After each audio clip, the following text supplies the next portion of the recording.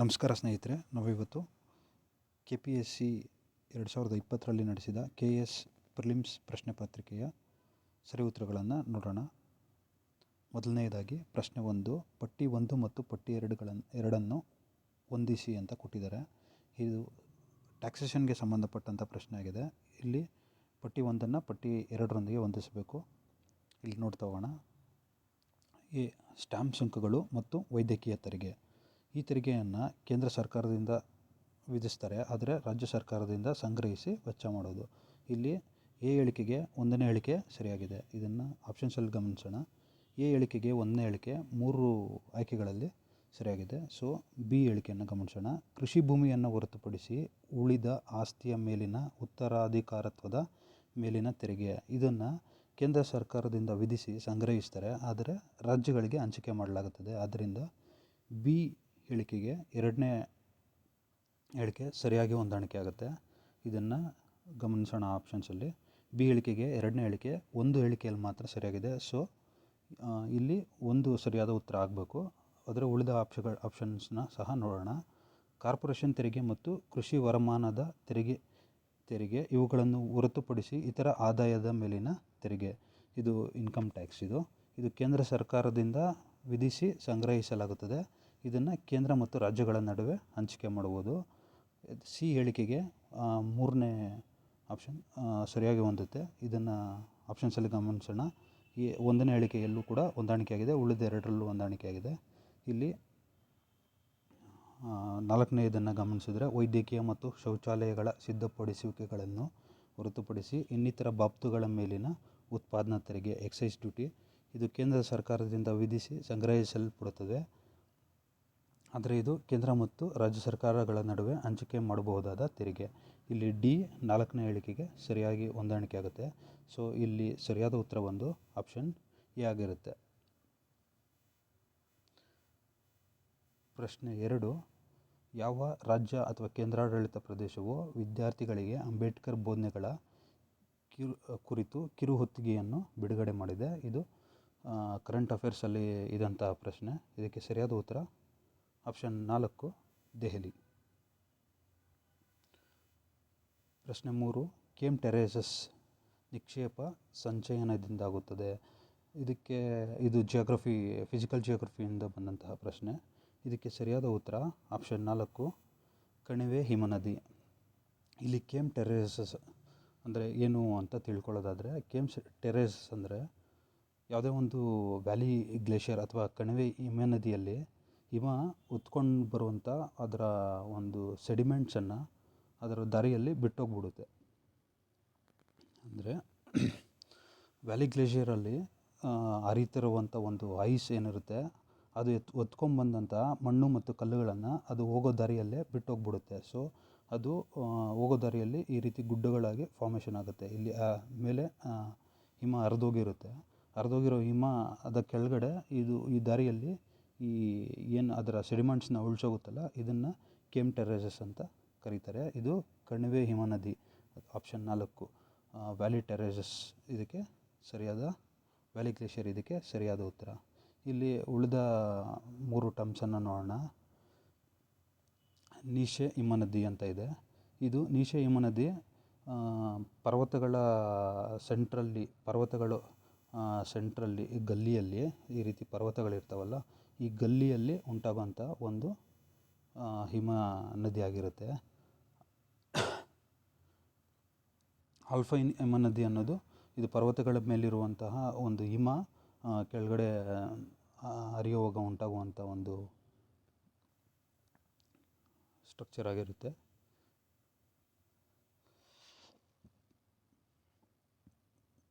ಹಿಮನದಿ ಸೆಳೆತ ಅಂದರೆ glacier plucking. ಇದೇನೆಂದರೆ ಹಿಮ ಹರಿಯೋಗ ಅದು ಬರುವಂಥ ದಾರಿಯಲ್ಲಿ ಕೆಳಗಡೆ ಇರುವಂಥ ಕಲ್ಲು ಮತ್ತು ಮಣ್ಣನ್ನು ಕಿತ್ಕೊಂಡು ಬರುತ್ತೆ, ಎರೋಷನ್ ಮಾಡುತ್ತೆ. ಅದನ್ನು ಹಿಮನದಿ ಸೆಳೆತ ಅಥವಾ ಗ್ಲೇಷಿಯರ್ ಪ್ಲಕ್ಕಿಂಗ್ ಅಂತ ಕರಿತೀವಿ. ಸೊ ಇದಕ್ಕೆ ಈ ಪ್ರಶ್ನೆಗೆ ಸರಿಯಾದ ಉತ್ತರ ಕಣಿವೆ ಹಿಮನದಿ. ಪ್ರಶ್ನೆ 4, ಈ ಕೆಳಗಿನ ಹೇಳಿಕೆಗಳಲ್ಲಿ ಯಾವ ಹೇಳಿಕೆಗಳು ನಾಯನಾರ್ಗಳಿಗೆ ಸಂಬಂಧಿಸಿದಂತೆ ಸರಿಯಾಗಿವೆ? ನಾಯನಾರ್ಸ್ ಅವರಿಗೆ ಸಂಬಂಧಪಟ್ಟಂಥ 4 ಹೇಳಿಕೆಗಳನ್ನು ನೀಡಿದ್ದಾರೆ. ಇದರಲ್ಲಿ ಯಾವುದು ಸರಿಯಾಗಿವೆ ಅನ್ನೋದನ್ನು ಗುರುತಿಸಬೇಕು. ಅವರು ಸಂಗಮ ಕವಿಗಳಾಗಿದ್ದರು ಅಂತ ಕೊಟ್ಟಿದ್ದಾರೆ. ಅವರು ಸಂಗಮ ಕವಿಗಳಾಗಿರಲಿಲ್ಲ. ಅವರು ಶೈವ ಸಂತರಾಗಿದ್ದರು. ಸರಿ. ಅವರು ಶಿವಭಕ್ತರಾಗಿದ್ದರು. ಅವರು ಶಿವಭಕ್ತಿಯ ಕುರಿತಂತೆ ಕಾವ್ಯಗಳನ್ನು ರಚಿಸ್ತಾಯಿದ್ರು. ಅವರು ಭಕ್ತಿ ಕಾವ್ಯಗಳನ್ನು ರಚಿಸ್ತಿದ್ರು ಅಂತ ಕೂಡ ಈ ಹೇಳಿಕೆ ಕೂಡ ಸರಿಯಾಗಿದೆ. ಪುರಾತನರು ಎಂದು ಕರೆಯಲ್ಪಡುವ ಅವರು 64 ಸಂಖ್ಯೆಯಲ್ಲಿದ್ದರು. ಈ ಹೇಳಿಕೆ ಕೂಡ ತಪ್ಪಾಗಿದೆ. ಅವರು ಇಷ್ಟೇ ಸಂಖ್ಯೆಯಲ್ಲಿದ್ದರು ಅನ್ನೋದ್ರ ಬಗ್ಗೆ ಯಾವುದೇ ಮಾಹಿತಿ ಇಲ್ಲ. ಸೊ ಇಲ್ಲಿ ಸರಿಯಾದ ಹೇಳಿಕೆಗಳು ಬಿ ಮತ್ತು ಸಿ. ಆಪ್ಷನಲ್ಲಿ ಬಿ ಮತ್ತು ಸಿ 4ನೇ ಆಪ್ಷನಲ್ಲಿದೆ. ಅದರಿಂದ ಸರಿಯಾದ ಉತ್ತರ ಆಪ್ಷನ್ 4. ಪ್ರಶ್ನೆ 5. ಅಮೆರಿಕದ ರಾಷ್ಟ್ರೀಯ ವಿಜ್ಞಾನ ಪ್ರತಿಷ್ಠಾನಕ್ಕೆ ಈ ಕೆಳಗಿನವರುಗಳಲ್ಲಿ ಯಾರು ಇತ್ತೀಚೆಗೆ ನಿರ್ದೇಶಕರಾಗಿ ನೇಮಕವಾಗಿದ್ದಾರೆ? ಇದಕ್ಕೆ ಸರಿಯಾದ ಉತ್ತರ ಆಪ್ಷನ್ ಸಿ, ಸೇತುರಾಮನ್ ಪಂಚನಾಥನ್. ಇದು ಕರೆಂಟ್ ಅಫೇರ್ಸಲ್ಲಿ ಇದ್ದಂತಹ ಪ್ರಶ್ನೆ. ಇದು ಡೈರೆಕ್ಟ್ ಪ್ರಶ್ನೆ. ಪ್ರಶ್ನೆ ಪತ್ರಿಕೆ ಇಂಗ್ಲೀಷ್ನಲ್ಲಿದೆ. ಪ್ರಶ್ನೆ 6. ಇದು ಕೂಡ ಟ್ಯಾಕ್ಸೇಷನ್ಗೆ ಸಂಬಂಧಪಟ್ಟಂಥ ಪ್ರಶ್ನೆ ಆಗಿದೆ. ಈ ಕೆಳಗಿನ ಹೇಳಿಕೆಗಳನ್ನು ಪರಿಗಣಿಸಿ ಅಂತ 3 ಹೇಳಿಕೆಗಳನ್ನ ಕೊಟ್ಟಿದ್ದಾರೆ. ಈ ಪೈಕಿ ಯಾವ ಹೇಳಿಕೆ ಅಥವಾ ಹೇಳಿಕೆಗಳು ಸರಿಯಾಗಿವೆ ಅಂತ ಪ್ರಶ್ನೆ ಕೇಳಿದ್ದಾರೆ. ಇಲ್ಲಿ ನೋಡೋಣ. ಕಾರ್ಪೊರೇಷನ್ ತೆರಿಗೆಯನ್ನು ನೋಂದಾಯಿತ ಅಥವಾ ನೋಂದಾಯಿಸದ 2 ಕಂಪನಿಗಳ ಮತ್ತು ನಿಗಮಗಳ ಆದಾಯದ ಮೇಲೆ ವಿಧಿಸಲಾಗುತ್ತದೆ. ಈ ಹೇಳಿಕೆ ತಪ್ಪಾಗಿದೆ. ಕಾರ್ಪೊರೇಷನ್ ತೆರಿಗೆಯನ್ನು ವ್ಯಕ್ತಿಗಳು ಮತ್ತು ಹಿಂದೂ ಅವಿಭಕ್ತ ಕುಟುಂಬಗಳ ಆದಾಯದ ಮೇಲೆ ವಿಧಿಸಲಾಗುತ್ತದೆ. ಈ ಹೇಳಿಕೆ ಕೂಡ ತಪ್ಪಾಗಿದೆ. ಕಾರ್ಪೊರೇಷನ್ ತೆರಿಗೆಯನ್ನು ಕೇವಲ ನೋಂದಾಯಿತ ಕಂಪನಿಗಳು ಮತ್ತು ನಿಗಮಗಳ ಆದಾಯದ ಮೇಲೆ ಮಾತ್ರವೇ ವಿಧಿಸಲಾಗುತ್ತದೆ. ಈ ಹೇಳಿಕೆ ಮಾತ್ರ ಸರಿಯಾಗಿದೆ. ಸೊ 6ನೇ ಪ್ರಶ್ನೆಗೆ ಸರಿಯಾದ ಉತ್ತರ ಆಪ್ಷನ್ 2 ಸಿ ಮಾತ್ರ ಸರಿ. ಪ್ರಶ್ನೆ 7. ಇಥಿಯೋಪಿಯಾ ದೇಶವು ಇತ್ತೀಚೆಗೆ ಉಡಾವಣೆ ಮಾಡಿದ ಪ್ರಥಮ ಉಪಗ್ರಹದ ಹೆಸರೇನು? ಇದಕ್ಕೆ ಸರಿಯಾದ ಉತ್ತರ ETRSS-1. ಇದೊಂದು ಅರ್ತ್ ಅಬ್ಸರ್ವೇಷನ್ ಸ್ಯಾಟಲೈಟ್ ಆಗಿರ್ತದೆ. ಇದನ್ನು ಇಥಿಯೋಪಿಯನ್ ರಿಮೋಟ್ ಸೆನ್ಸಿಂಗ್ ಸ್ಯಾಟಲೈಟ್ ಅಂತ ಕರೀತಾರೆ. ಇದು ಚೈನೀಸ್ನ ಲಾಂಗ್ ಮಾರ್ಚ್ 4B ಲಾಂಚ್ ವೆಹಿಕಲಿಂದ ತೈವಾನ್ ಇದು ಸ್ಯಾಟಲೈಟ್ ಲಾಂಚಿಂಗ್ ಸೆಂಟರ್ ಆಗಿದೆ ಚೈನಾದು. ಇಲ್ಲಿಂದ ಲಾಂಚ್ ಮಾಡಿರ್ತಾರೆ. ಇದು ಕರೆಂಟ್ ಅಫೇರ್ಸಲ್ಲಿತ್ತು, ಆದ್ದರಿಂದ ಇದನ್ನು ಕೇಳಿದ್ದಾರೆ. ಪ್ರಶ್ನೆ 8. ನದಿ, ಮಂಜುಗಡ್ಡೆ ಅಥವಾ ಭೂಮಿಯ ಮೇಲ್ಭಾಗದಲ್ಲಿ ಘನೀಕರಿಸುವ ಹೆಪ್ಪುಗಟ್ಟಿದ ನೀರಿನ ಪದರವನ್ನು ಡ್ಯಾಶ್ ಎಂದು ಕರೆಯಲಾಗುತ್ತದೆ. ಇದಕ್ಕೆ ಸರಿಯಾದ ಉತ್ತರ ಆಪ್ಷನ್ 1 ನಾಲೆಡ್ಜ್.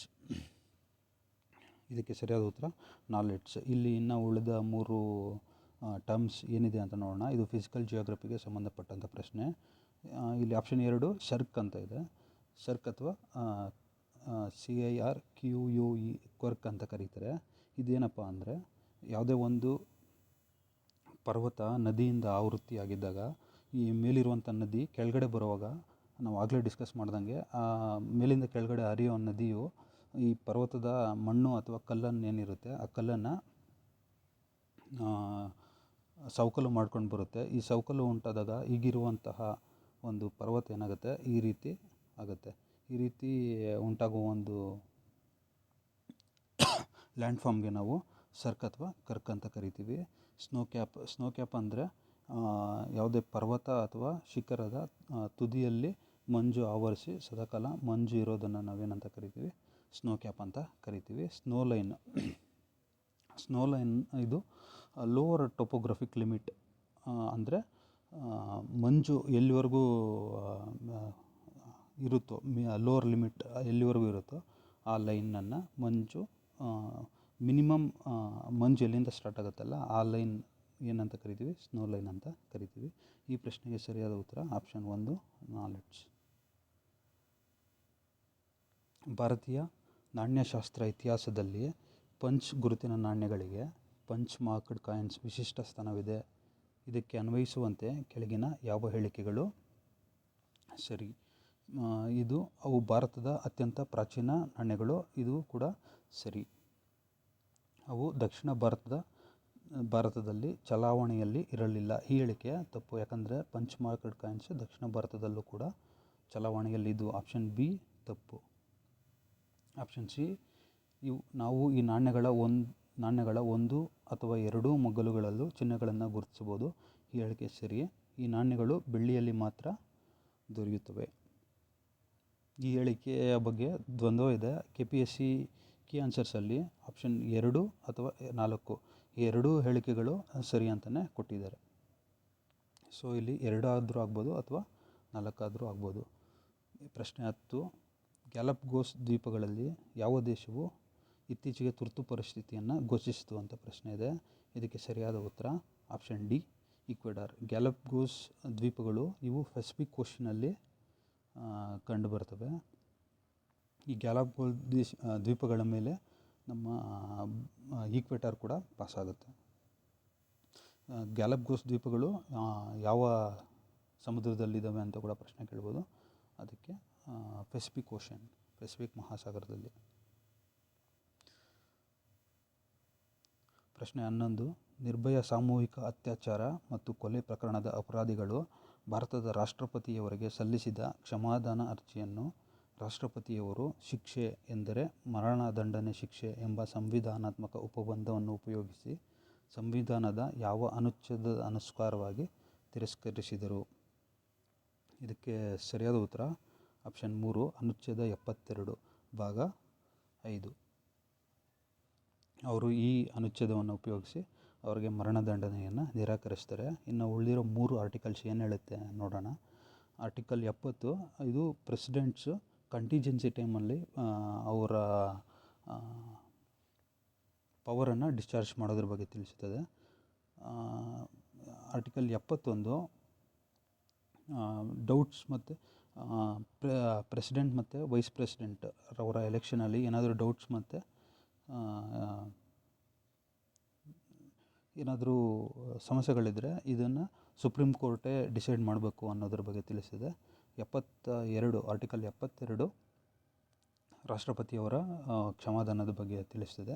ಅದೇ ರೀತಿ ರಾಜ್ಯಕ್ಕೆ ಬಂದರೆ ಗವರ್ನರ್ ಅವರು ಅನುಚ್ಛೇದ 161 ಪ್ರಕಾರ ಅವರು ಕೂಡ ಕ್ಷಮಾದಾನ ನೀಡಬಹುದು. ಬಟ್ ಗವರ್ನರ್ ಅವ್ರಿಗೆ ಮರಣದಂಡನೆಯಿಂದ ತಪ್ಪಿಸುವಂಥ ಕ್ಷಮಾದಾನ ಕೊಡುವಂಥ ಅಧಿಕಾರ ಇರಲ್ಲ. ಆರ್ಟಿಕಲ್ 74 ಇದು there must be council of ministers with PM to aid and advise ಅಂತ ಹೇಳುತ್ತೆ. ಪ್ರಶ್ನೆ 12, ಕೆಲಸ ಮಾಡಲು ಸಮರ್ಥವಾಗಿರುವ ಮತ್ತು ಬಯಸುವ ಎಲ್ಲರಿಗೂ ಸಾಕಷ್ಟು ಉದ್ಯೋಗಗಳನ್ನು ಸೃಷ್ಟಿಸುವಾಗ ಉತ್ಪಾದಕ ಸಾಮರ್ಥ್ಯದ ಅಸಮರ್ಪಕತೆಯೊಂದಿಗೆ ಸಂಬಂಧವುಳ್ಳ ನಿರುದ್ಯೋಗವು. ಇದಕ್ಕೆ ಸರಿಯಾದ ಉತ್ತರ ಆಪ್ಷನ್ 3, ರಚನಾತ್ಮಕ ನಿರುದ್ಯೋಗ ಅಂದರೆ ಸ್ಟ್ರಕ್ಚರಲ್ ಅನ್ಎಂಪ್ಲಾಯ್ಮೆಂಟ್. ಇಲ್ಲಿ ಘರ್ಷಣಾತ್ಮಕ ನಿರುದ್ಯೋಗ ಅಥವಾ ಫ್ರಿಕ್ಷನಲ್ ಅನ್ಎಂಪ್ಲಾಯ್ಮೆಂಟ್ ಅಂದರೆ ಇದೊಂದು ಶಾರ್ಟ್ ಟರ್ಮ್ ಅನ್ಎಂಪ್ಲಾಯ್ಮೆಂಟ್ ಅಥವಾ ಆಲ್ರೆಡಿ ಕೆಲಸ ಮಾಡ್ತಿರೋರು ಇನ್ನೊಂದು ಕೆಲಸ ಹುಡುಕೋ ಒಂದು ಕ್ರಿಯೆಯನ್ನು ಫ್ರಿಕ್ಷನಲ್ ಅನ್ಎಂಪ್ಲಾಯ್ಮೆಂಟ್ ಅಂತ ಕರಿತೀವಿ. ಮತ್ತು ಚಕ್ರೀಯ ಅಥವಾ ಆವರ್ತಕ ನಿರುದ್ಯೋಗ ಅಂದರೆ ಸೈಕ್ಲಿಕ್ ಅನ್ಎಂಪ್ಲಾಯ್ಮೆಂಟ್. ಇಲ್ಲಿ ಅನ್ಎಂಪ್ಲಾಯ್ಮೆಂಟ್ ಯಾವುದರಿಂದ ಆಗ್ತಿರ್ತದಪ್ಪ ಅಂದರೆ ಎಕನಾಮಿಕ್ ಅಪ್ಟರ್ನ್ ಆ್ಯಂಡ್ ಡೌನ್ಟರ್ನಿಂದ, ಅಂದರೆ ಒಂದು ದೇಶದ ಆರ್ಥಿಕ ವ್ಯವಸ್ಥೆಯ ಏರಿಳಿತಗಳ ಚಕ್ರದಿಂದ ಉಂಟಾಗುವಂಥ ಅನ್ಎಂಪ್ಲಾಯ್ಮೆಂಟನ್ನು ಚಕ್ರೀಯ ನಿರುದ್ಯೋಗ ಅಂತ ಕರಿತೀವಿ. ಮುಕ್ತ ನಿರುದ್ಯೋಗ ಇದು ಕೆಲಸ ಮಾಡೋಕ್ಕೆ ಇಷ್ಟ ಇರುವಂಥ ಜನಕ್ಕೆ ಅವರಿಗೆ ಕೆಲಸ ಸಿಗ್ತಾ ಇರಲ್ಲ. Unavailability of the job opportunities ಅಥವಾ employment opportunities for the people who are willing to work. ಅವ್ರಿಗೆ ಕೆಲಸ ಮಾಡೋಕ್ಕೆ ಇಷ್ಟ ಇರ್ತದೆ, ಆದರೆ ಅವರಿಗೆ ಮಾಡಲಿಕ್ಕೆ ಕೆಲಸ ಇರಲ್ಲ. ಅಂಥದ್ದನ್ನು ನಾವು ಮುಕ್ತ ನಿರುದ್ಯೋಗ ಅಥವಾ ಓಪನ್ ಅನ್ಎಂಪ್ಲಾಯ್ಮೆಂಟ್ ಅಂತ ಕರಿತೀವಿ. ಈ ಪ್ರಶ್ನೆಗೆ ಸರಿಯಾದ ಉತ್ತರ ರಚನಾತ್ಮಕ ನಿರುದ್ಯೋಗ. ಪ್ರಶ್ನೆ 13, ಭಾರತೀಯ ಸಂವಿಧಾನವನ್ನು ಅರೆ ಒಕ್ಕೂಟ ಎಂದು ವರ್ಣಿಸಿದವರು ಯಾರು? ಇದು ಡೈರೆಕ್ಟ್ ಪ್ರಶ್ನೆ. ಇದಕ್ಕೆ ಸರಿಯಾದ ಉತ್ತರ ಆಪ್ಷನ್ 2, KCVR. ಪ್ರಶ್ನೆ 14, 2020ನೇ ಹವಾಮಾನ ಅಪಾಯ ಸೂಚ್ಯಂಕದಲ್ಲಿ ಭಾರತವು ಎಷ್ಟನೇ ಸ್ಥಾನದಲ್ಲಿದೆ ಅಂತ ಕೇಳಿದರೆ ಇದಕ್ಕೆ ಸರಿಯಾದ ಉತ್ತರ ಆಪ್ಷನ್ 4, 5ನೇ ಸ್ಥಾನದಲ್ಲಿದೆ.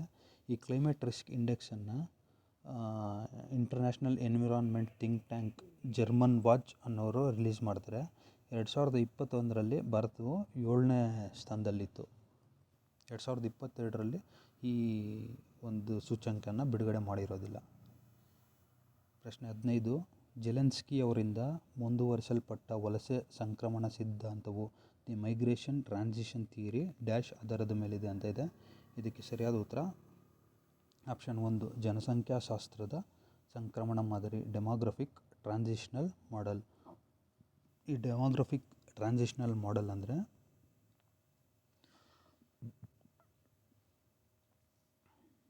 ಮಾಡಲನ್ನು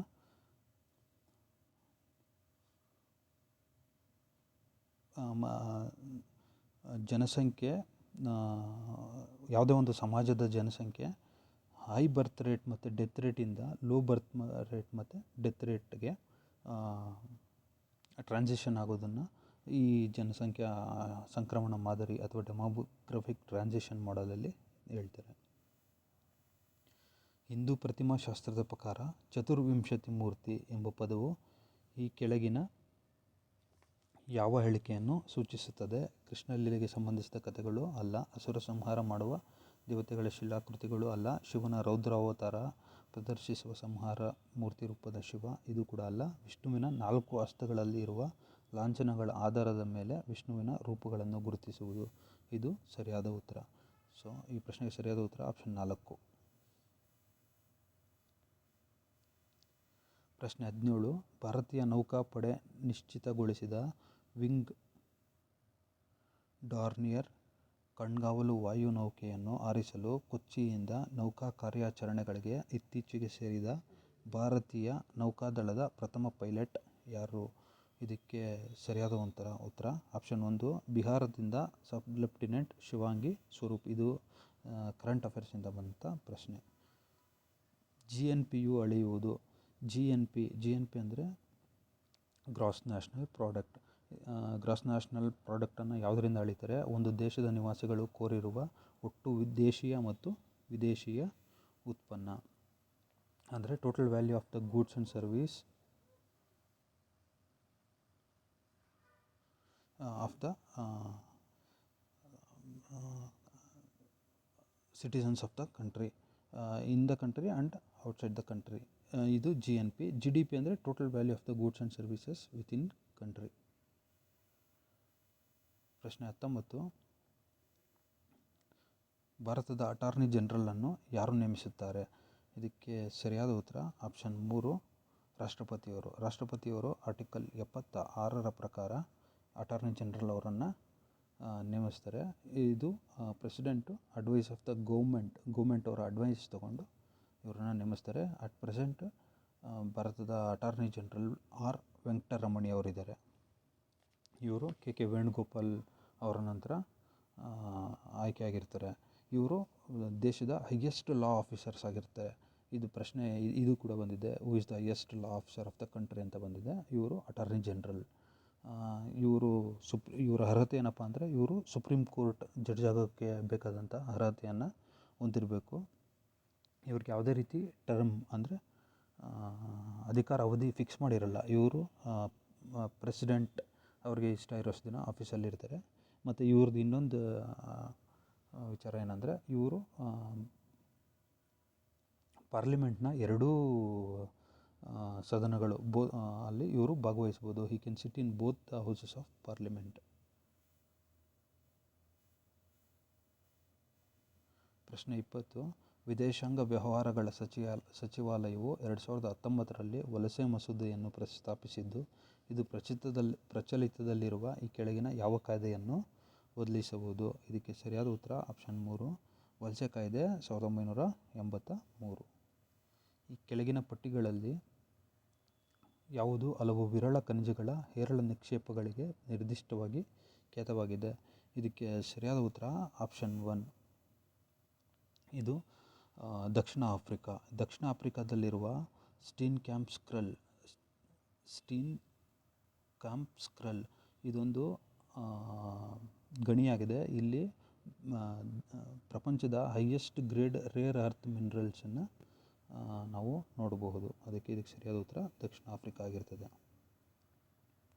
ಈ ಕೆಳಗಿನವುಗಳಲ್ಲಿ ಯಾವುವು ಇಂಡೋ ಗ್ರೀಕ್ ಮತ್ತು ಕುಶಾಣ ದೊರೆಗಳು ಹೊರಡಿಸಿದ ನಾಣ್ಯಗಳಲ್ಲಿ ಸಾಮಾನ್ಯ ಅಂಶಗಳಾಗಿವೆ ಅಂತ ಪ್ರಶ್ನೆ ಇದೆ. ಇಲ್ಲಿ ನೋಡೋಣ. ಗ್ರೀಕ್ ಮತ್ತು ಭಾರತೀಯ ದೇವತೆಗಳ ಪ್ರತಿಮೆಗಳು, ಹೌದು ಇದು ಹೊಂದಿತ್ತು. ದ್ವೈಭಾಷೀಯ ನಾಣ್ಯಗಳು, ಹೌದು ಇದು ಹೊಂದಿತ್ತು. ಇದು ಚಿನ್ನ ಮತ್ತು ತಾಮ್ರದ ಬಳಕೆ ಅಂತಿದೆ, ಇದು ಸರಿಯಾದ ಉತ್ತರ ಅಲ್ಲ. ಮತ್ತು ಹೇಳಿಕೆ 4 ಅಥವಾ ಡಿ, ರಾಜರ ಚಿತ್ರಗಳು, ರಾಜರ ಪ್ರತಿಮಾ ಶಿಲ್ಪಗಳು, ಇದು ಕೂಡ ಸರಿಯಾದ ಉತ್ತರ. ಸೊ ಇಲ್ಲಿ ಸರಿಯಾದ ಉತ್ತರ ಬಂದು ಆಪ್ಷನ್ 3 ಎ, ಬಿ ಮತ್ತು ಡಿ ಮಾತ್ರ.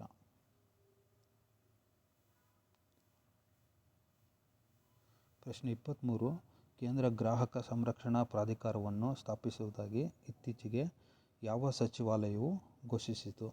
ಇದು ಕರೆಂಟ್ ಅಫೇರ್ಸಲ್ಲಿ ಇದ್ದಂಥ ಪ್ರಶ್ನೆ. ಇದಕ್ಕೆ ಸರಿಯಾದ ಉತ್ತರ ಆಪ್ಷನ್ 3 ಗ್ರಾಹಕ ವ್ಯವಹಾರಗಳ, ಆಹಾರ ಮತ್ತು ಸಾರ್ವಜನಿಕ ವಿತರಣೆ ಸಚಿವಾಲಯ. ಕೆಳಕಂಡವುಗಳಲ್ಲಿ ಯಾವುದು ತೆರಿಗೆಯೇತರ ಆದಾಯವಲ್ಲ? ಸರಿಯಾಗಿ ಪ್ರಶ್ನೆಯನ್ನು ಸರಿಯಾಗಿ ಗಮನಿಸಿ. ಯಾವುದು ತೆರಿಗೆಯೇತರ ಆದಾಯವಲ್ಲ? ಇದು ಈ ಕೆಳಗಿರೋ ಕೊಟ್ಟಿರೋ 4 ಆಪ್ಷನ್ಸಲ್ಲಿ ಯಾವುದು ನಾನ್ ಟ್ಯಾಕ್ಸ್ ಇನ್ಕಮ್ ಅಲ್ಲ ಅಂತ ಕೇಳಿದ್ದಾರೆ. ಇದು ಸರಿಯಾದ ಉತ್ತರ ಆಪ್ಷನ್ 1 ಬಡ್ಡಿ ತೆರಿಗೆ. ಇದು ಟ್ಯಾಕ್ಸ್ ಇನ್ಕಮ್ ಆಗಿದೆ. ಇಲ್ಲಿ ಯಾವುದು ನಾನ್ ಟ್ಯಾಕ್ಸ್ ಇನ್ಕಮ್ ಅಂತ ಕೇಳಿದ್ದಾರೆ ಅವರು. ಪ್ರಶ್ನೆ 25, ಉದಾರವಾದಿ ರಾಜಕೀಯ ಪಕ್ಷಗಳ ಗುರಿ ಡ್ಯಾಶ್ ಆಗಿರುತ್ತದೆ? ಇದಕ್ಕೆ ಸರಿಯಾದ ಉತ್ತರ ಆಪ್ಷನ್ 1 ಅಸ್ತಿತ್ವದಲ್ಲಿರುವ ಸಂಸ್ಥೆಗಳ ಸುಧಾರಣೆ. 4 ರೀತಿಯಾದಂಥ ರಾಜಕೀಯ ಪಕ್ಷಗಳನ್ನು ನೋಡ್ಬೋದು. ಒಂದು ಲಿಬರಲ್ ಅಂದರೆ ಉದಾರವಾದಿ, ಇವರು ಇರುವಂಥ ಅಸ್ತಿತ್ವದಲ್ಲಿರುವ ಸಂಸ್ಥೆಗಳ ಸುಧಾರಣೆಯ ಬಗ್ಗೆ ಸುಧಾರಣೆ ಮಾಡೋದಕ್ಕೋಸ್ಕರ ನೋಡ್ತಾರೆ. ಮತ್ತು ಅಸ್ತಿತ್ವದಲ್ಲಿರುವ ಸಂಸ್ಥೆಗಳನ್ನು ಕಿತ್ತೆಸೆದು ಹೊಸ ವ್ಯವಸ್ಥೆಗಳನ್ನು ಸ್ಥಾಪಿಸೋದು, ಇದಕ್ಕೆ ರಾಡಿಕಲ್ ಪೊಲಿಟಿಕಲ್ ಪಾರ್ಟೀಸ್ ಅಂತ ಕರೀತಾರೆ. ಯಥಾಸ್ಥಿತಿಯಲ್ಲಿ ನಂಬಿಕೆಯನ್ನು ಇಡುವಂಥದ್ದು ರಿಯಾಕ್ಷನರೀಸು. ಹಳೆಯ ಸಮಾಜೋ ಆರ್ಥಿಕ ಮತ್ತು ರಾಜಕೀಯ ಸಂಸ್ಥೆಗಳಿಗೆ ಜೋತು ಬೀಳುವಂಥದ್ದು ಇವರು ರಿಯಾಕ್ಷನರೀಸ್ ಆಗಿರ್ತಾರೆ. ಮತ್ತು ಯಥಾಸ್ಥಿತಿಯಲ್ಲಿ ನಂಬಿಕೆಯನ್ನು ನೀಡುವವರು ಕನ್ಸರ್ವೇಟಿವ್ ಪೊಲಿಟಿಕಲ್ ಪಾರ್ಟೀಸ್. ಪ್ರಶ್ನೆ 26, ಜೈಡ್ ಋತುಮಾನದಲ್ಲಿ ಬೆಳೆಯುವ ಒಂದು ಬೆಳೆ. ಇದಕ್ಕೆ ಸರಿಯಾದ ಉತ್ತರ ಆಪ್ಷನ್ 1 ಕಲ್ಲಂಗಡಿ. ಪ್ರಶ್ನೆ 27, ಅಲಹಾಬಾದ್ ಸ್ತಂಭ ಶಾಸನವು ಸಮುದ್ರಗುಪ್ತನ ದಿಗ್ವಿಜಯಗಳಿಗೆ ಹೆಸರಾಗಿದೆ. ಇದಕ್ಕೆ ಸಂಬಂಧಿಸಿದಂತೆ ಈ ಕೆಳಗಿನ ಯಾವ ಹೇಳಿಕೆಗಳು ಸರಿಯಾಗಿವೆ? ಹೇಳಿಕೆ ಎ, ಅವನು ಕಾಮರೂಪ, ಸಮಾತಟ ಮುಂತಾದ ಗಡಿರಾಜರುಗಳು ವಿನಯಪೂರ್ವಕವಾಗಿ ಗೌರವ ಸಲ್ಲಿಸಿ ಕಪ್ಪ ಕಾಣಿಕೆಗಳನ್ನು ಅವನಿಗೆ ನೀಡುವಂತೆ ಮಾಡಿದನು. ಈ ಹೇಳಿಕೆ ಸರಿಯಾಗಿದೆ. ಹೇಳಿಕೆ ಬಿ, ಶಕರನ್ನು ಮತ್ತು ಮರುಂಡರನ್ನು ಯುದ್ಧದಿಂದ ಹೊರಹಾಕಿದನು. ಈ ಹೇಳಿಕೆ ಸರಿಯಾಗಿಲ್ಲ. ಹೇಳಿಕೆ ಸಿ, ಪಾಲಕ, ಕೊಟ್ಟೂರ ಮತ್ತು ಅವಮುಕ್ತದ ರಾಜರನ್ನು ಸೋಲಿಸಿ ಸೆರೆ ಹಿಡಿದು ನಂತರ ಬಿಡುಗಡೆ ಮಾಡಿದನು. ಈ ಹೇಳಿಕೆ ಕೂಡ ಸರಿಯಾಗಿದೆ. ಆಪ್ಷನ್ ಡಿ, ಯೌಧೇಯ, ಮಾದ್ರಕ ಮತ್ತು ಮಾಳ್ವರನ್ನು ನಿರ್ಮೂಲನೆ ಮಾಡಿದನು. ಈ ಹೇಳಿಕೆ ತಪ್ಪಾಗಿದೆ. ಇಲ್ಲಿ ಸರಿಯಾದ ಹೇಳಿಕೆಗಳು ಎ ಮತ್ತು ಸಿ ಮಾತ್ರ. ಅಂದರೆ ಇದಕ್ಕೆ ಸರಿಯಾದ ಉತ್ತರ ಆಪ್ಷನ್ 1. ಪ್ರಶ್ನೆ 28, ಇತ್ತೀಚೆಗೆ ಉದ್ಘಾಟಿತವಾದ ದಿಗ್ಪೋ ಸೇತುವೆಯು ಈ ಕೆಳಗಿನ ಯಾವ 2 ಕಣಿವೆಗಳನ್ನು ಸೇರಿಸುತ್ತದೆ? ಇದಕ್ಕೆ ಸರಿಯಾದ ಉತ್ತರ ದಿಬಾಗ್ ಕಣಿವೆ ಮತ್ತು ಲೋಹಿತ್ ಕಣಿವೆ. ಇದು ಕರೆಂಟ್ ಅಫೇರ್ಸಿಂದ ಬಂದಂಥ ಪ್ರಶ್ನೆ. ಪ್ರಶ್ನೆ 29, ಪ್ರಸಕ್ತ ಶಕದ ಕ್ರಿಸ್ತಶಕದ ಪೂರ್ವ ಶತಾಬ್ದಿಗಳ ಅವಧಿಯಲ್ಲಿ ಇಂಡೋ ರೋಮನ್ ವ್ಯಾಪಾರವು ಈ ಕೆಳಗಿನ ಯಾವ ಬಂದರುಗಳೊಂದಿಗೆ ಸಂಬಂಧಿಸಿತ್ತು? A, Bharuch, B, Arikamedu, C, Muziris, D, Tamluk. ಈ 4 ಬಂದರುಗಳೊಂದಿಗೆ ಇಂಡೋ ರೋಮನ್ ವ್ಯಾಪಾರ ಸಂಬಂಧ ಇತ್ತು. ಆದ್ದರಿಂದ ಇದಕ್ಕೆ ಸರಿಯಾದ ಉತ್ತರ option 4 A, B, C, D. ಪ್ರಶ್ನೆ 30, ಸ್ವೀಡಿಷ್ನ ಗ್ರೆಟಾ ಥಾನ್ಬರ್ಗ್ ಎಂಬ ಯುವತಿಯು ಹವಾಮಾನ ಬದಲಾವಣೆ ವಿರುದ್ಧ ಚಳುವಳಿಯಲ್ಲಿ ತೊಡಗಿದ್ದು ಈ ಕೆಳಗಿನ ಯಾವ ಕಾರಣಗಳಿಗಾಗಿ 2019 ಮಧ್ಯೆ ಸುದ್ದಿಯಲ್ಲಿದ್ದರು? ಇದು ಕರೆಂಟ್ ಅಫೇರ್ಸಿಂದ ಬಂದಂಥ ಪ್ರಶ್ನೆ. ಅವರಿಗೆ ರೈಟ್ ಲೈವ್ಲಿಹುಡ್ ಪ್ರಶಸ್ತಿ ಸಿಕ್ಕಿತ್ತು, ಅದರಿಂದ ಅವರು ಸುದ್ದಿಯಲ್ಲಿದ್ದರು. ಇದಕ್ಕೆ ಸರಿಯಾದ ಉತ್ತರ ಆಪ್ಷನ್ 1. ಪ್ರಶ್ನೆ 31, ಕರ್ನಾಟಕದ ಈಗಿನ ಕೆಳಗಿನ ಯಾವ ಜಿಲ್ಲೆಯು ಈಶಾನ್ಯ ಸಂಕ್ರಮಣ ವಲಯದಲ್ಲಿ ಸ್ಥಿತವಾಗಿದೆ? ಇದಕ್ಕೆ ಸರಿಯಾದಂಥ ಉತ್ತರ ಆಪ್ಷನ್ 2 ಬೀದರ್ ಮತ್ತು ಕಲಬುರಗಿ. ಕರ್ನಾಟಕವನ್ನು 10 ಆಗ್ರೋ ಕ್ಲೈಮೆಟಿಕ್ ಝೋನ್ಸ್ ಆಗಿ ವಿಂಗಡಿಸಲಾಗಿದೆ. ಇದನ್ನು ಮಾಡಿರುವಂಥದ್ದು ಯೂನಿವರ್ಸಿಟಿ ಆಫ್ ಅಗ್ರಿಕಲ್ಚರಲ್ ಸೈನ್ಸಸ್. ಇದೆಲ್ಲಿದೆ? ಬೆಂಗಳೂರಿನಲ್ಲಿದೆ. ಬೆಂಗಳೂರಲ್ಲಿರುವಂಥ ಯೂನಿವರ್ಸಿಟಿ ಆಫ್ ಅಗ್ರಿಕಲ್ಚರಲ್ ಸೈನ್ಸಸ್ ಅವರು ನಮ್ಮ ಕರ್ನಾಟಕವನ್ನು 10 ಆಗ್ರೋ ಕ್ಲೈಮೆಟಿಕ್ ಝೋನ್ಸ್ ಆಗಿ ವಿಂಗಡಿಸಿದ್ದಾರೆ. ಅದರಲ್ಲಿ ಈಶಾನ್ಯ ಸಂಕ್ರಮಣ ವಲಯದಲ್ಲಿ ಬರುವಂಥದ್ದು ಬೀದರ್ ಮತ್ತು ಕಲಬುರಗಿ. ಪ್ರಶ್ನೆ 32. ಇತ್ತೀಚೆಗೆ ಕೇಂದ್ರ ಸರ್ಕಾರವು ಸಿಂಡಿಕೇಟ್ ಬ್ಯಾಂಕ್ಗಳನ್ನು ಕೆನರಾ ಬ್ಯಾಂಕ್ನೊಂದಿಗೆ ಮತ್ತು ಕಾರ್ಪೊರೇಷನ್ ಬ್ಯಾಂಕನ್ನು ಯೂನಿಯನ್ ಬ್ಯಾಂಕ್ ಆಫ್ ಇಂಡಿಯಾದೊಂದಿಗೆ ವಿಲೀನಗೊಳಿಸುವಿಕೆಯನ್ನು ಪ್ರಕಟಿಸಿತು. ಈ ಹಿನ್ನೆಲೆಯಲ್ಲಿ ಕೆಳಗಿನ ಯಾವ ಹೇಳಿಕೆ ಸರಿಯಾಗಿಲ್ಲ? ಕಾರ್ಪೊರೇಷನ್ ಬ್ಯಾಂಕ್ ಉಡುಪಿಯಲ್ಲಿ ಸ್ಥಾಪಿತವಾಗಿದೆ. ಈ ಹೇಳಿಕೆ ಸರಿಯಾಗಿದೆ. ಆಪ್ಷನ್ 1 ಸರಿಯಾಗಿದೆ. ಯೂನಿಯನ್ ಬ್ಯಾಂಕನ್ನು ಕಾರ್ಪೊರೇಷನ್ ಬ್ಯಾಂಕನ್ನು 1906ರಲ್ಲಿ ಉಡುಪಿಯಲ್ಲಿ ಸ್ಟಾರ್ಟ್ ಮಾಡಲಾಗಿದೆ. ಹೇಳಿಕೆ 2 ಅಮ್ಮೆಂಬಳ ಸುಬ್ಬರಾವ್ ಪೈರ್ ಅವರ ನೇತೃತ್ವದಲ್ಲಿ ಕೆನರಾ ಬ್ಯಾಂಕ್ ಸ್ಥಾಪನೆಯಾಯಿತು. ಇದು ಕೂಡ ಸರಿಯಾದ ಹೇಳಿಕೆಯಾಗಿದೆ. 1906ರಲ್ಲಿ ಮಂಗಳೂರಲ್ಲಿ ಕೆನರಾ ಬ್ಯಾಂಕ್ ಸ್ಥಾಪನೆ ಆಗುತ್ತೆ. ಈ ಎಲ್ಲ 4 ಬ್ಯಾಂಕ್ಗಳು ಕರ್ನಾಟಕದಲ್ಲಿ ಸ್ಥಾಪನೆಯಾದವು. ಈ ಹೇಳಿಕೆ ತಪ್ಪು. ಯಾಕಂದರೆ ಯೂನಿಯನ್ ಬ್ಯಾಂಕ್ ಆಫ್ ಇಂಡಿಯಾ ಬಂದು ಮುಂಬೈಯಲ್ಲಿ ಸ್ಟಾರ್ಟ್ ಆಗಿರ್ತದೆ. ಹೇಳಿಕೆ 4 ಕಾರ್ಪೊರೇಷನ್ ಬ್ಯಾಂಕ್ನ ಸಂಸ್ಥಾಪಕ ಖಾನ್ ಬಹದ್ದೂರ್ ಹಾಜಿ ಅಬ್ದುಲ್ಲಾ ಹಾಜಿ ಕಾಸಿಂ ಸಾಹೇಬ್ ಬಹದ್ದೂರ್. ಈ ಹೇಳಿಕೆ ಕೂಡ ಸರಿಯಾಗಿರ್ತದೆ. ಕಾರ್ಪೊರೇಷನ್ ಬ್ಯಾಂಕ್ ಕೂಡ 1906ರಲ್ಲಿ ಉಡುಪಿಯಲ್ಲಿ ಶುರುವಾಗಿರ್ತದೆ. ಸೊ ಇಲ್ಲಿ ಸರಿಯಾದ ಉತ್ತರ ಬಂದು ಆಪ್ಷನ್ 3. ಯಾಕಂದರೆ ಈ 4 ಬ್ಯಾಂಕ್ಗಳು ಕರ್ನಾಟಕದಲ್ಲಿ ಸ್ಥಾಪನೆಯಾದವು ಅನ್ನೋದು ಹೇಳಿಕೆ ಸರಿಯಾಗಿಲ್ಲ. ಇಲ್ಲಿ ಯಾವ ಹೇಳಿಕೆ ಸರಿಯಾಗಿಲ್ಲ ಅನ್ನೋದು ಪ್ರಶ್ನೆ ಆಗಿದೆ. ಮುಕ್ತ ಮಾರುಕಟ್ಟೆ ಕಾರ್ಯಾಚರಣೆಯು ಡ್ಯಾಶ್ಗೆ ಸಂಬಂಧಿಸಿದೆ ಅಂತ ಪ್ರಶ್ನೆ ಇದೆ. ಅಂದರೆ ಓಪನ್ ಮಾರ್ಕೆಟ್ ಆಪರೇಷನ್ ಯಾವುದಕ್ಕೆ ಸಂಬಂಧಪಟ್ಟಿದೆ ಅಂತ. ಇದಕ್ಕೆ ಸರಿಯಾದಂಥ ಉತ್ತರ ಆಪ್ಷನ್ 1 ವಾಣಿಜ್ಯ ಬ್ಯಾಂಕುಗಳಿಂದ ಸರ್ಕಾರಿ ಬಾಂಡುಗಳ ಮಾರುವಿಕೆ ಅಥವಾ ಕೊಳ್ಳುವಿಕೆಯ RBIನ ಕ್ರಿಯೆಗೆ. ಇಲ್ಲಿ RBI ಏನು ಮಾಡುತ್ತೆ? ಮಾರ್ಕೆಟ್ನಲ್ಲಿ ಹಣ ಜಾಸ್ತಿ ಅಥವಾ ಕಡಿಮೆ ಮಾಡೋದಕ್ಕೋಸ್ಕರ ಗೌರ್ಮೆಂಟ್ ಬಾಂಡ್ಸನ್ನು ಬ್ಯಾಂಕ್ಗಳಿಗೆ ಮಾರುತ್ತೆ ಅಥವಾ ತಗೊಳ್ಳುತ್ತೆ. ಇವಾಗ ಮಾರುಕಟ್ಟೆಯಲ್ಲಿ ಹಣನ ಜಾಸ್ತಿ ಮಾಡಬೇಕು ಅಂದರೆ RBI ಏನು ಮಾಡುತ್ತೆ? ಬಾಂಡನ್ನು ತಗೊಳ್ಳುತ್ತೆ. ಬಾಂಡ್ ತಗೊಳ್ಳೋದ್ರ ಮುಖಾಂತರ ಬ್ಯಾಂಕ್ಗೆ ಹಣ ಕೊಡುತ್ತೆ. ಯಾವಾಗ ಬ್ಯಾಂಕ್ ಹತ್ರ ಹಣ ಜಾಸ್ತಿ ಆಗುತ್ತೆ, ಬ್ಯಾಂಕ್ನವರು ಬಡ್ಡಿ ರೇಟನ್ನು ಕಡಿಮೆ ಮಾಡಿ ಜನರಿಗೆ ಕೊಡ್ತಾರೆ. ಯಾವಾಗ RBI ಮನಿನ ಕಡಿಮೆ ಮಾಡಬೇಕು ಅಂದ್ಕೊಳ್ಳುತ್ತೋ ಆವಾಗ ಬಾಂಡ್ಗಳನ್ನು ಮಾರುತ್ತೆ. ಯಾವಾಗ ಮಾರುತ್ತೋ ಬ್ಯಾಂಕ್ಗಳು ಬಾಂಡನ್ನು ತಗೋತವೆ. ಸೊ ಬ್ಯಾಂಕ್ ಹತ್ರ ಹಣ ಕಡಿಮೆ ಆಗುತ್ತೆ. ಆವಾಗ ಬಡ್ಡಿ ರೇಟ್ ಜಾಸ್ತಿಯಾಗಿ ಜನರ ಹತ್ರ ಹಣ ಕಡಿಮೆ ಆಗುತ್ತೆ. ಇದನ್ನು ಓಪನ್ ಮಾರ್ಕೆಟ್ ಆಪರೇಷನ್ಸ್ ಅಂತ ಕರೀತಾರೆ. ಇದು RBI ಮಾಡುತ್ತೆ. ಇಲ್ಲಿ ಸರಿಯಾದ ಉತ್ತರ ಆಪ್ಷನ್ 1. ಪ್ರಶ್ನೆ 34. ರಾಷ್ಟ್ರೀಯ ಅಭಿವೃದ್ಧಿ ಮಂಡಳಿಯನ್ನು ಡ್ಯಾಶ್ ರಂದು ಸ್ಥಾಪಿಸಲಾಯಿತು. ಇದಕ್ಕೆ ಸರಿಯಾದ ಉತ್ತರ ಆಪ್ಷನ್ 3. 1952 ಆಗಸ್ಟ್ರಲ್ಲಿ ಸ್ಥಾಪಿಸಲಾಯಿತು.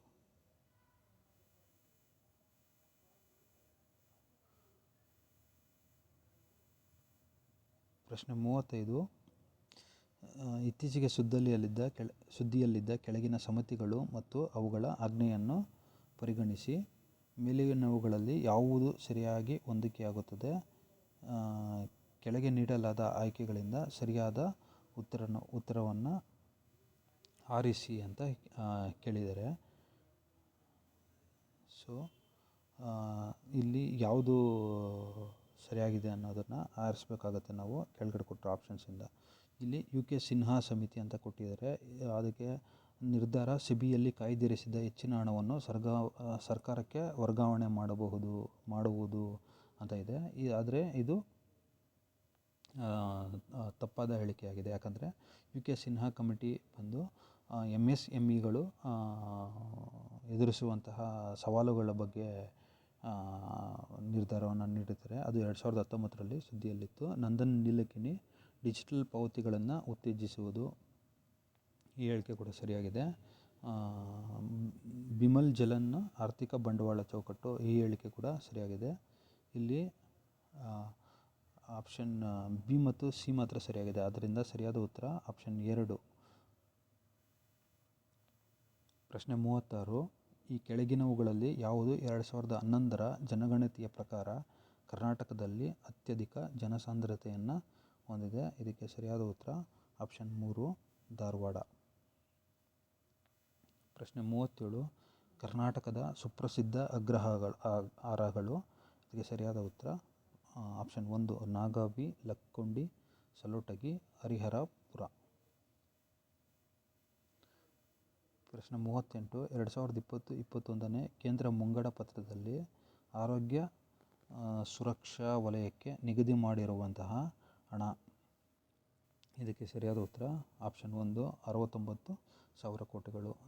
ಸ್ನೇಹಿತರೆ, KPSC ಮತ್ತು UPSC ಪರೀಕ್ಷೆಗಳಿಗೆ ಮತ್ತು ಎಲ್ಲ ಪರೀಕ್ಷೆಗಳಿಗೆ ಬಜೆಟ್ ತುಂಬ ಇಂಪಾರ್ಟೆಂಟ್ ಟಾಪಿಕ್ ಆಗಿರ್ತದೆ. ಆದ್ದರಿಂದ ಬಜೆಟ್ನ ತಿಳ್ಕೊಂಡಿರಬೇಕಾಗಿರ್ತದೆ. ಈ ಕೆಳಗಿನ ಯಾವ ಜೋಡಿಯು ಸರಿಯಾಗಿ ಹೊಂದಾಣಿಕೆಯಾಗುವುದಿಲ್ಲ ಅಂತ ಕೊಟ್ಟಿದ್ದಾರೆ. ಇಲ್ಲಿ ಜಲಪಾತ ಮತ್ತು ಆ ಜಲಪಾತವನ್ನು ಸೃಷ್ಟಿಸುವಂಥ ನದಿ ಬಗ್ಗೆ ಕೇಳಿದ್ದಾರೆ. ಬುಧಾಬಾಗ್ ಮಹಾನದಿ ಅಂತ ಕೊಟ್ಟಿದ್ದಾರೆ. ಆದರೆ ಇದು ಮಹಾನದಿಗೆ ಏರ್ಪಡೋದಿಲ್ಲ. ಈ ಹೇಳಿಕೆ ತಪ್ಪಾಗಿದೆ. ಯಾಕಂದರೆ ಬುಧಾಬಾಗ್ ಅಥವಾ ಲೋದ್ಬಾಗ್ ಏನಿದೆ ಇದು ಬುರ್ಹಾ ರಿವರ್ಗೆ ಉಂಟಾಗುವಂಥ ಒಂದು ಜಲಪಾತ ಆಗಿದೆ. ಧುವಂಧರ್ ಇದು ನರ್ಮದಾ ನದಿಗೆ. ಈ ಹೇಳಿಕೆ ಸರಿಯಾಗಿದೆ. ದೂಧ್ ಸಾಗರ್, ಮಂಡೋವಿ ಇದು ಕೂಡ ಸರಿಯಾಗಿದೆ. ಗೋಕಾಕ್, ಘಟಪ್ರಭಾ ಈ 3 ಸರಿಯಾಗಿದೆ. ಆದರೆ ಬುಧಾಬಾಗ್ ಅನ್ನೋದು ಮಹಾನದಿ. ಈ ಹೇಳಿಕೆ ತಪ್ಪಾಗಿದೆ. ಇವರು ಯಾವುದು ಹೊಂದಾಣಿಕೆಯಾಗುವುದಿಲ್ಲ ಅಂತ ಕೇಳಿರೋದ್ರಿಂದ ಆಪ್ಷನ್ 1 ಸರಿಯಾದ ಉತ್ತರ. ಭದ್ರತೆ ಅಥವಾ ಸೆಕ್ಯುರಿಟಿಯನ್ನು ಹಲವಾರು ಬಾರಿ ಮಾರಬಲ್ಲ ಬಂಡವಾಳ ಮಾರುಕಟ್ಟೆಯು. ಇದಕ್ಕೆ ಸರಿಯಾದ ಉತ್ತರ ಆಪ್ಷನ್ 2 ದ್ವಿತೀಯ ಮಾರುಕಟ್ಟೆ ಅಥವಾ ಸೆಕೆಂಡರಿ ಮಾರುಕಟ್ಟೆ. ಇಲ್ಲಿ ನಾವು ಏನು ಸೆಕ್ಯೂರಿಟಿ ಬಾಂಡ್ಸ್ ಖರೀದಿ ಮಾಡಿರ್ತೀವಿ ಅದನ್ನು ಹಲವಾರು ಬಾರಿ ನಾವು ಇದನ್ನು ಮಾರಬಹುದು ಅಥವಾ ತಗೊಳ್ಬೋದು. ಇದು ಆದರೆ ಪ್ರಾಥಮಿಕ ಮಾರುಕಟ್ಟೆಯಲ್ಲಿ ಹೊಸ ಸೆಕ್ಯೂರಿಟೀಸ್ನ ತಗೊಳ್ಳಲಿಕ್ಕೆ ಮಾತ್ರ ಅವಕಾಶ ಇರ್ತದೆ. ಪ್ರಶ್ನೆ 41, ಭಾರತದ ಯಾವ ಜೀವಗೋಳ ಮೀಸಲು ಪ್ರದೇಶವು ಯುನೆಸ್ಕೋ ನಾಮಾಂಕಿತವಾದ ಜೀವಗೋಳ ಮೀಸಲು ಪ್ರದೇಶದ ವಿಶ್ವ ಜಾಲತಾಣದಲ್ಲಿ ಭಾರತದಿಂದ 11ನೇ ಜೀವಗೋಳ ಮೀಸಲು ಪ್ರದೇಶವಾಗಿ ಸೇರ್ಪಡೆಯಾಗಿದೆ? ಇದಕ್ಕೆ ಸರಿಯಾದ ಉತ್ತರ ಆಪ್ಷನ್ 1 ಕಾಂಚನಜುಂಗ ಜೀವಗೋಳ ಮೀಸಲು ಪ್ರದೇಶ. ಭಾರತದಲ್ಲಿ ಒಟ್ಟು 18 ಜೀವಗೋಳ ಮೀಸಲು ಪ್ರದೇಶಗಳಿದ್ದಾವೆ. ಅದರಲ್ಲಿ 12ನ್ನು ಯುನೆಸ್ಕೋ ನೆಟ್ವರ್ಕ್ ಆಫ್ ಬಯೋಸ್ಫಿಯರ್ ರಿಸರ್ವ್ಸ್ಗೆ ಸೇರಿಸಿದ್ದೇವೆ. ಅಟ್ ಪ್ರೆಸೆಂಟ್ 12 ಸೇರಿರ್ತವೆ. ಕೊನೆಯದಾಗಿ ಬಯೋಸ್ಫಿಯರ್ ರಿಸರ್ವ್ಗೆ ಸೇರಿದಂತಹ ಒಂದು ಬಯೋಸ್ಫಿಯರ್ ರಿಸರ್ವ್ ಅಂದರೆ Panna. UNESCO network of biosphere ರಿಸರ್ವ್ಗೆ ಸೇರಿದಂಥದ್ದು ಪನ್ನಾ ಬಯೋಸ್ಫಿಯರ್ ರಿಸರ್ವ್ ಆಗಿರ್ತದೆ. ಮೊದಲು ಸೇರಿದಂಥದ್ದು first biosphere reserve is Nilgiri. ಇಲ್ಲಿ ಸರಿಯಾದ ಉತ್ತರ ಆಪ್ಷನ್ 1. ಪ್ರಶ್ನೆ 42, ಈ ಹೇಳಿಕೆಗಳನ್ನು ಗಮನಿಸಿ ಸರಿಯಾದ ಕೆಳಗೆ ನೀಡಲಾದ ಆಯ್ಕೆಗಳಿಂದ ಸರಿಯಾದ ಉತ್ತರವನ್ನು ಆರಿಸಿ ಅಂತ ಕೊಟ್ಟಿದ್ದಾರೆ. ಆಂಥ್ರಸೈಟ್ ಗಡುಸಾದ ಕಲ್ಲಿದ್ದಲು. ಈ ಹೇಳಿಕೆ ಸರಿಯಾಗಿದೆ. ಬಿಟುಮಿನಸನ್ನು ಲೋಹೋದ್ಧರಣಕ್ಕಾಗಿ ಬಳಸುವ ಅತ್ಯಂತ ಜನಪ್ರಿಯ ಕಲ್ಲಿದ್ದಲು. ಈ ಹೇಳಿಕೆ ಕೂಡ ಸರಿಯಾಗಿದೆ. ಬಿಟುಮಿನಸ್ ಅನ್ನು ಮೆದು ಕಲ್ಲಿದ್ದಲು ಅಂತಲೂ ಕರೆಯಲಾಗುವುದು. ಈ ಹೇಳಿಕೆ ಕೂಡ ಸರಿಯಾಗಿದೆ.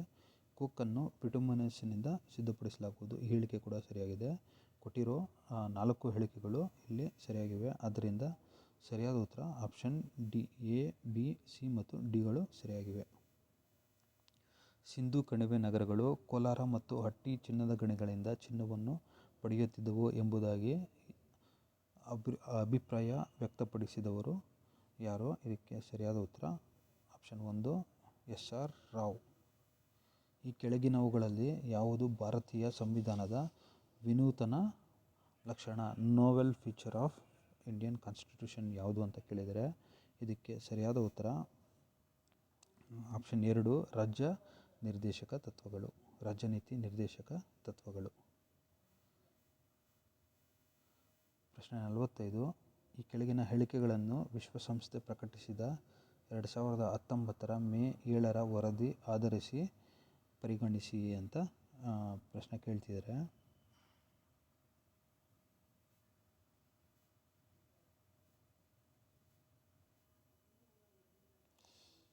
ಹೇಳಿಕೆ ಎ, ಹವಾಮಾನ ಬದಲಾವಣೆ ಹಾಗೂ ಏರುತ್ತಿರುವ ಸಮುದ್ರ ಮಟ್ಟವು ಕಟ್ಟಕಡೆಯ ಪ್ರಪಂಚದ ಹುಲಿಗಳ ಅತಿ ದೊಡ್ಡ ಅಭೇದ್ಯ ನೆಲೆಯನ್ನು ಅಳಿಸಿಹಾಕಬಹುದು. ಈ ಹೇಳಿಕೆ ಸರಿಯಾಗಿದೆ. ಸುಂದರ್ಬನ್ಸ್ನ 10,000 ಚದರ ಕಿಲೋಮೀಟರ್ಗಳ ಜೌಗು ಪ್ರದೇಶವು ಬಾಂಗ್ಲಾದೇಶ ಮತ್ತು ಭಾರತದಲ್ಲಿದ್ದು ವಿಶ್ವದ ಅತಿ ದೊಡ್ಡ ಮ್ಯಾಂಗ್ರೋವ್ ಕಾಡುಗಳ ನೆಲೆಯಾಗಿರುತ್ತದೆ ಮತ್ತು ಅದು ಬಂಗಾಳ ಹುಲಿಯ ಸೇರಿದಂತೆ ಅನೇಕ 100 ಪ್ರಾಣಿ ಪ್ರಭೇದಗಳನ್ನು ಬೆಂಬಲಿಸುವ ಸಮೃದ್ಧ ಪರಿಸರ ವ್ಯವಸ್ಥೆಯಾಗಿದೆ. ಈ ಹೇಳಿಕೆ ಕೂಡ ಸರಿಯಾಗಿದೆ. 5 ಲಕ್ಷ ಪ್ರಭೇದಗಳಲ್ಲಿ ಬೆಕ್ಕು ಸಹ ಒಂದಾಗಿದ್ದು ಅವು ನೈಸರ್ಗಿಕ ಆವಾಸ ಸ್ಥಾನಗಳಿಗೆ ಬೆದರಿಕೆ ಇರುವುದರಿಂದ ಬದುಕುಳಿಯುವ ಪ್ರಶ್ನೆ ಇದೆ. ಕೊಟ್ಟಿರುವಂಥ 3 ಹೇಳಿಕೆಗಳು ಸರಿಯಾಗಿವೆ. ಆದ್ದರಿಂದ ಸರಿಯಾದ ಉತ್ತರ ಆಪ್ಷನ್ 4, ಈ ಮೇಲಿನ ಎಲ್ಲವೂ. ಪ್ರಶ್ನೆ 46, ಉದಾರೀಕೃತ ವಿನಿಮಯ ದರ ನಿರ್ವಹಣಾ ವ್ಯವಸ್ಥೆಯನ್ನು ಡ್ಯಾಶ್ರಲ್ಲಿ ಸ್ಥಾಪಿಸಲಾಯಿತು. ಇದಕ್ಕೆ ಸರಿಯಾದ ಉತ್ತರ ಆಪ್ಷನ್ 3, ಮಾರ್ಚ್ 1992.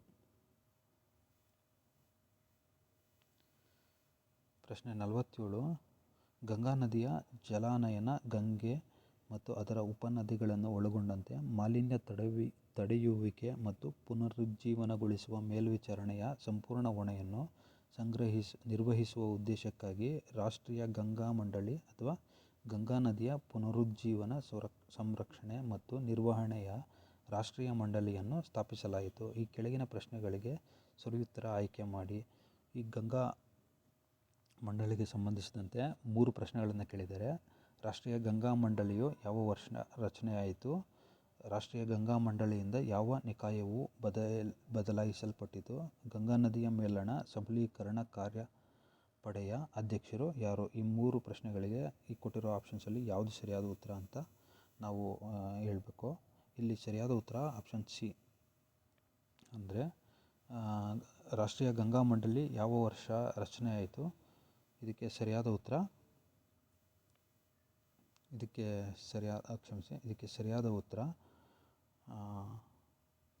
2016. ಮತ್ತು ಇದರಿಂದ ಯಾವ ನಿಕಾಯ ರಚಿಸಲ್ಪಟ್ಟಿತು? ರಾಷ್ಟ್ರೀಯ ಗಂಗಾ ನದಿ ಜಲಾನಯನ ಪ್ರಾಧಿಕಾರ.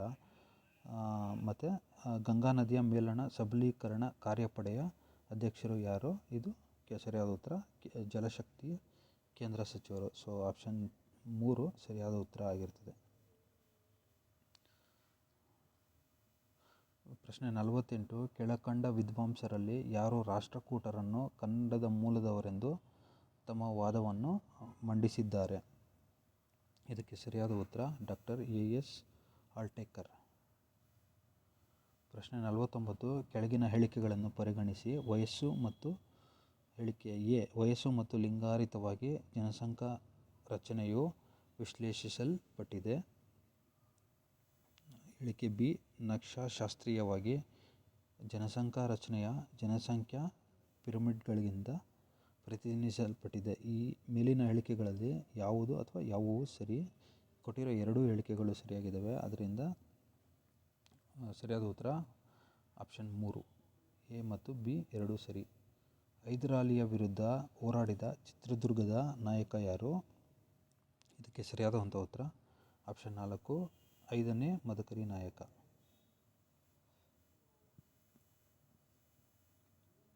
ಪ್ರಶ್ನೆ 51, ಭಾರತೀಯ ಸಶಸ್ತ್ರ ದಳದಲ್ಲಿ ಲೆಫ್ಟಿನೆಂಟ್ ಜನರಲ್ ಪದವಿ ಪಡೆದ ಭಾರತದ ಮೊದಲ ದಂಪತಿ ಯಾರು ಅಂತ ಕೇಳಿದರೆ, ಇದು ಕರೆಂಟ್ ಅಫೇರ್ಸಿಂದ ಬಂದಂಥ ಪ್ರಶ್ನೆ. ಇದಕ್ಕೆ ಸರಿಯಾದ ಉತ್ತರ ಆಪ್ಷನ್ 4, ಕಾನಿಟ್ಕರ್ ಮತ್ತು ಮಾಧುರಿ ಕಾನಿಟ್ಕರ್ ಮತ್ತು ರಾಜೀವ್ ಕಾನಿಟ್ಕರ್. ಪ್ರಶ್ನೆ 52, ಕೌಟುಂಬಿಕ ಹಿಂಸೆಯಿಂದ ಮಹಿಳೆಯರ ರಕ್ಷಣೆಯು ಒಂದು. ಇದಕ್ಕೆ ಸರಿಯಾದ ಉತ್ತರ ಆಪ್ಷನ್ ಡಿ, ಕಾನೂನುಬದ್ಧ ಹಕ್ಕು. ಇದೊಂದು ಲೀಗಲ್ ರೈಟ್ ಆಗಿರ್ತದೆ.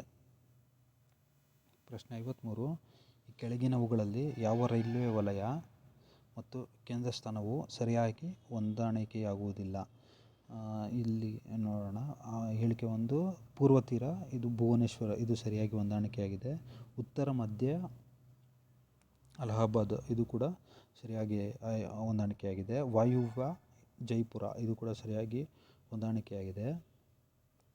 ಆಗ್ನೇಯ ಮಧ್ಯ ರಾಯ್ಪುರ್, ಈ ಹೇಳಿಕೆ ತಪ್ಪಾಗಿದೆ. ಯಾಕಂದರೆ ಆಗ್ನೇಯ ಮಧ್ಯ ಅದರ ಕೇಂದ್ರ ಸ್ಥಾನ ಬರುವಂಥದ್ದು ಬಿಲಾಸ್ಪುರ್ನಲ್ಲಿ. ಸೊ ಇಲ್ಲಿ ಸರಿಯಾದ ಉತ್ತರ ಆಪ್ಷನ್ 4. ಪ್ರಶ್ನೆ 54. 2019ನೇ ಸಾಲಿನ ವಿಶ್ವ ಮಣ್ಣಿನ ದಿನದ ಧ್ಯೇಯವಾಕ್ಯವೇನು ಅಂತ ಕೇಳಿದರೆ, ಇದಕ್ಕೆ ಸರಿಯಾದ ಉತ್ತರ ಆಪ್ಷನ್ 1, ಮಣ್ಣಿನ ಸವಕಳಿ ತಡೆಯಿರಿ, ನಮ್ಮ ಭವಿಷ್ಯ ಕಾಪಾಡಿ ಅಂತ. ಓಕೆನಾ. ವಿಶ್ವ ಮಣ್ಣಿನ ದಿನವನ್ನು ಡಿಸೆಂಬರ್ 5ನೇ ತಾರೀಕು ಆಚರಿಸ್ತಾರೆ. ಈ ವರ್ಷ 2022ರ ಧ್ಯೇಯವಾಕ್ಯ ಸಾಯಿಲ್ಸ್ ವೇರ್ ಫುಡ್ ಬಿಗ್ಯಾನ್. ಇದನ್ನು international union of soil sciences 2002ರಿಂದ ಆಚರಿಸ್ಕೊಂಡು ಬರಲಾಗ್ತಿದೆ. ಇದನ್ನು ಯಾರ ನೆನಪಿನಲ್ಲಿ ಆಚರಿಸ್ತಾರೆ ಅಂದರೆ, ಥಾಯ್ಲ್ಯಾಂಡ್ನ ರಾಜ ಆದಂತಹ ಭೂಮಿಬೋಲ್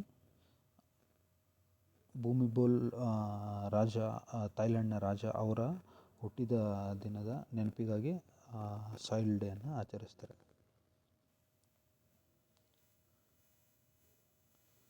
ಪ್ರಶ್ನೆ 55. ಭಾರತದ ಭದ್ರತೆ, ಸೆಕ್ಯುರಿಟಿಗಳು ಮತ್ತು ವಿನಿಮಯ ಮಂಡಳಿ ಸೆಬಿಯು ಸ್ವಾಯತ್ತ ಸಂಸ್ಥೆಯಾದಂತಹ ವರ್ಷ.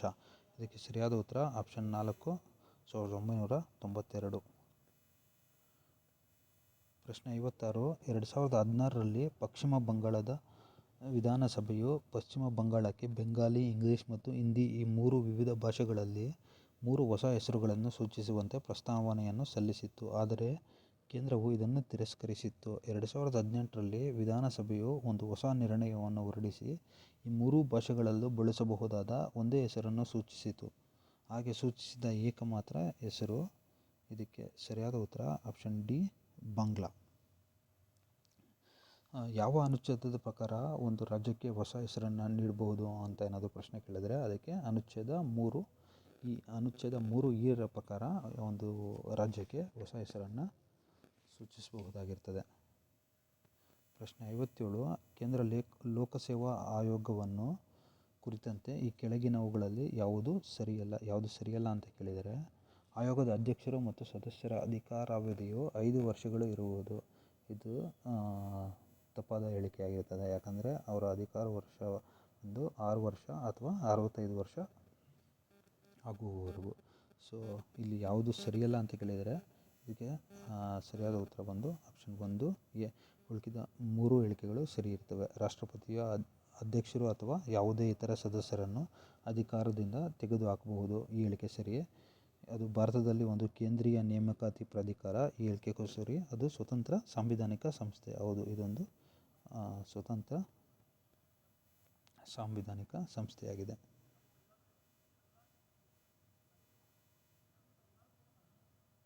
ಪ್ರಶ್ನೆ 58. 2019ರ 124ನೇ ಸಂವಿಧಾನದ ತಿದ್ದುಪಡಿ ಮಸೂದೆಯು ಡ್ಯಾಶ್ಗೆ ಸಂಬಂಧಿಸಿದೆ. ಇದಕ್ಕೆ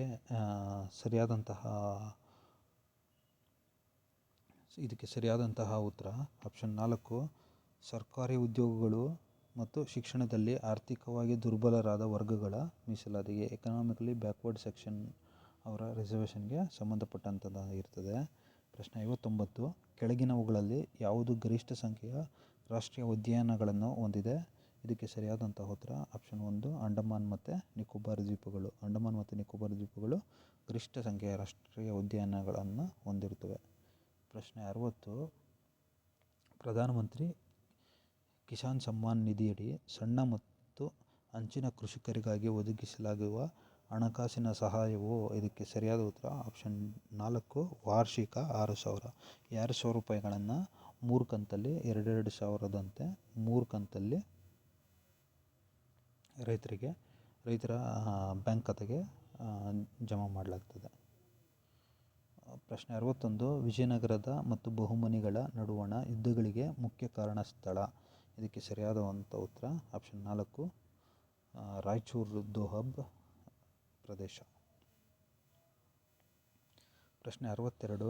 ವಿಶ್ವಸಂಸ್ಥೆಯ ಸಾಮಾನ್ಯ ಸಭೆಯು 2020ನೇ ವರ್ಷವನ್ನು ಡ್ಯಾಶ್ ಎಂದು ಘೋಷಿಸಲಾಗಿದೆ. ಇದಕ್ಕೆ ಸರಿಯಾದ ಉತ್ತರ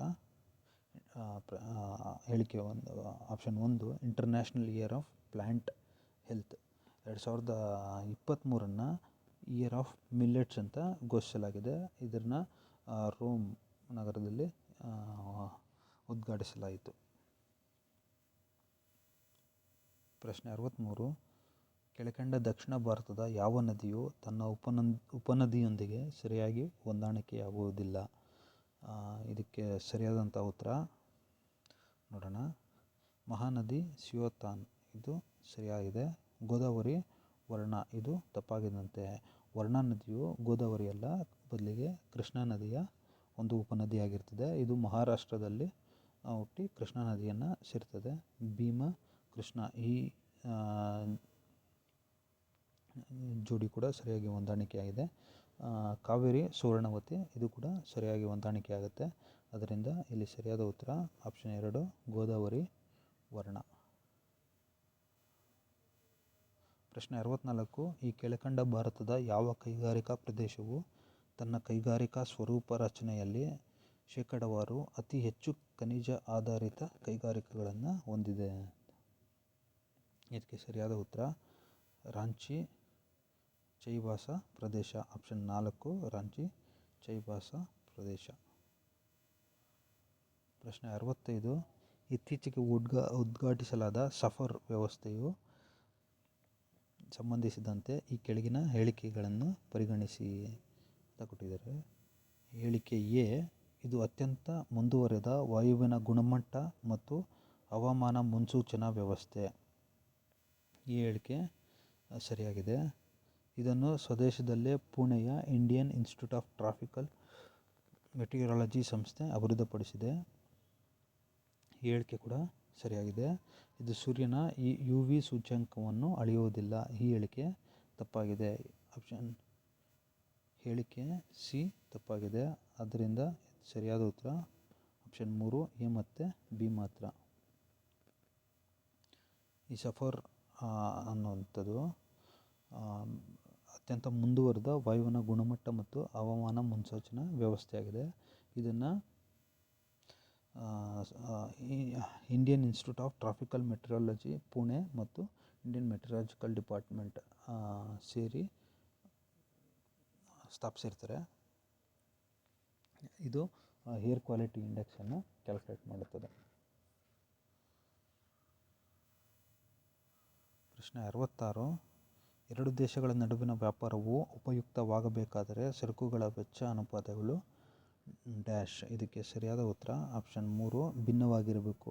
ಎರಡು ದೇಶಗಳ ನಡುವಿನ ವ್ಯಾಪಾರ ಉಪಯುಕ್ತವಾಗಬೇಕಾದ್ರೆ ಸರಕುಗಳ ಬೆಲೆ ಏನಾಗಿರಬೇಕು? ಭಿನ್ನವಾಗಿರಬೇಕು. ಆಗಲೇ ಅವೆರಡರ ನಡುವಿನ ವ್ಯಾಪಾರ ಉಪಯುಕ್ತವಾಗಿರ್ತದೆ. ಪ್ರಶ್ನೆ 67.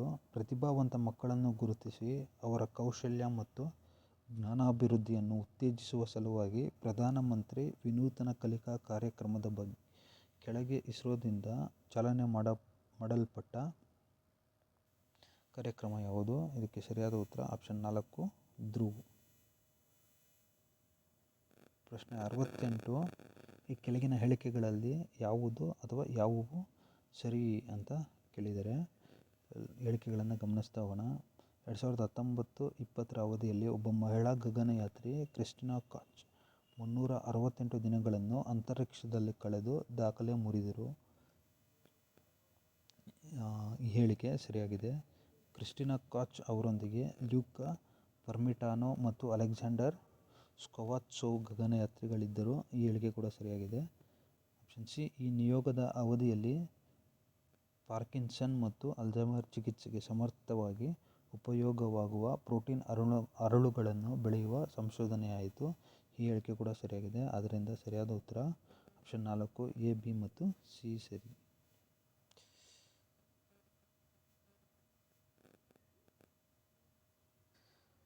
ದಯವಿಟ್ಟು ಕ್ಷಮಿಸಿ. ಪ್ರಶ್ನೆ 69. ಬ್ರಿಟಿಷ್ ಈಸ್ಟ್ ಇಂಡಿಯಾ ಕಂಪನಿಗೆ ಸಂಬಂಧಿಸಿದಂತೆ ಈ ಕೆಳಗಿನ ಯಾವ ಹೇಳಿಕೆಗಳು ಸರಿಯಾಗಿವೆ? ಹೇಳಿಕೆ ಎ, ಇದು 1599ರಲ್ಲಿ ದಿ ಮರ್ಚೆಂಟ್ ಅಡ್ವೆಂಚರರ್ಸ್ ಎಂಬ ವರ್ತಕರ ಗುಂಪಿನಿಂದ ಪ್ರಾರಂಭವಾಯಿತು. ಈ ಹೇಳಿಕೆ ಬಿ, ಕ್ರಿಸ್ತಶಕ 1600ರ ಸನ್ನಿಧಿಯಲ್ಲಿ ರಾಣಿ ಎಲಿಜಬೆತ್ ಅದಕ್ಕೆ ಅನಿರ್ದಿಷ್ಟ ಅವಧಿಯವರೆಗೆ ಪೂರ್ವದೊಂದಿಗೆ ವ್ಯಾಪಾರ ನಡೆಸುವ ಏಕಸ್ವಾಮ್ಯವನ್ನು ಮಂಜೂರು ಮಾಡಿದಳು. ಈ ಹೇಳಿಕೆ ತಪ್ಪಾಗಿದೆ. ಹೇಳಿಕೆ ಸಿ, ಅದು 1608ರಲ್ಲಿ ಸೂರತ್ತಿನಲ್ಲಿ ವ್ಯಾಪಾರಿ ಕೇಂದ್ರವನ್ನು ಸ್ಥಾಪಿಸಲು ನಿರ್ಧರಿಸಿತು. ಈ ಹೇಳಿಕೆ ಸರಿಯಾಗಿದೆ. ಹೇಳಿಕೆ ಡಿ, ಕಂಪನಿಯ ವ್ಯಾಪಾರದ ಏಕಸ್ವಾಮ್ಯವನ್ನು 1609ರಲ್ಲಿ 1ನೇ ಜೇಮ್ಸ್ನು ರದ್ದುಪಡಿಸಿದನು. ಈ ಹೇಳಿಕೆ ಕೂಡ ತಪ್ಪಾಗಿದೆ.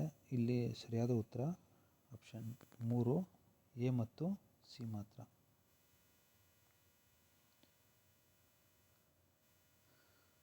ಪ್ರಶ್ನೆ 70. 2019ರ ಜನವರಿಯಲ್ಲಿ ಪ್ರಪ್ರಥಮವಾಗಿ ಚಂದ್ರನ ದೂರದ ಮತ್ತೊಂದು ಬದಿಯ ಮೇಲಿಳಿದ ಚೀನೀಯರ ಬಾಹ್ಯಾಕಾಶ ನೌಕೆ. ಇದಕ್ಕೆ ಸರಿಯಾದಂಥ ಉತ್ತರ ಆಪ್ಷನ್ 1 ಚಾಂಗ್ಇ 4.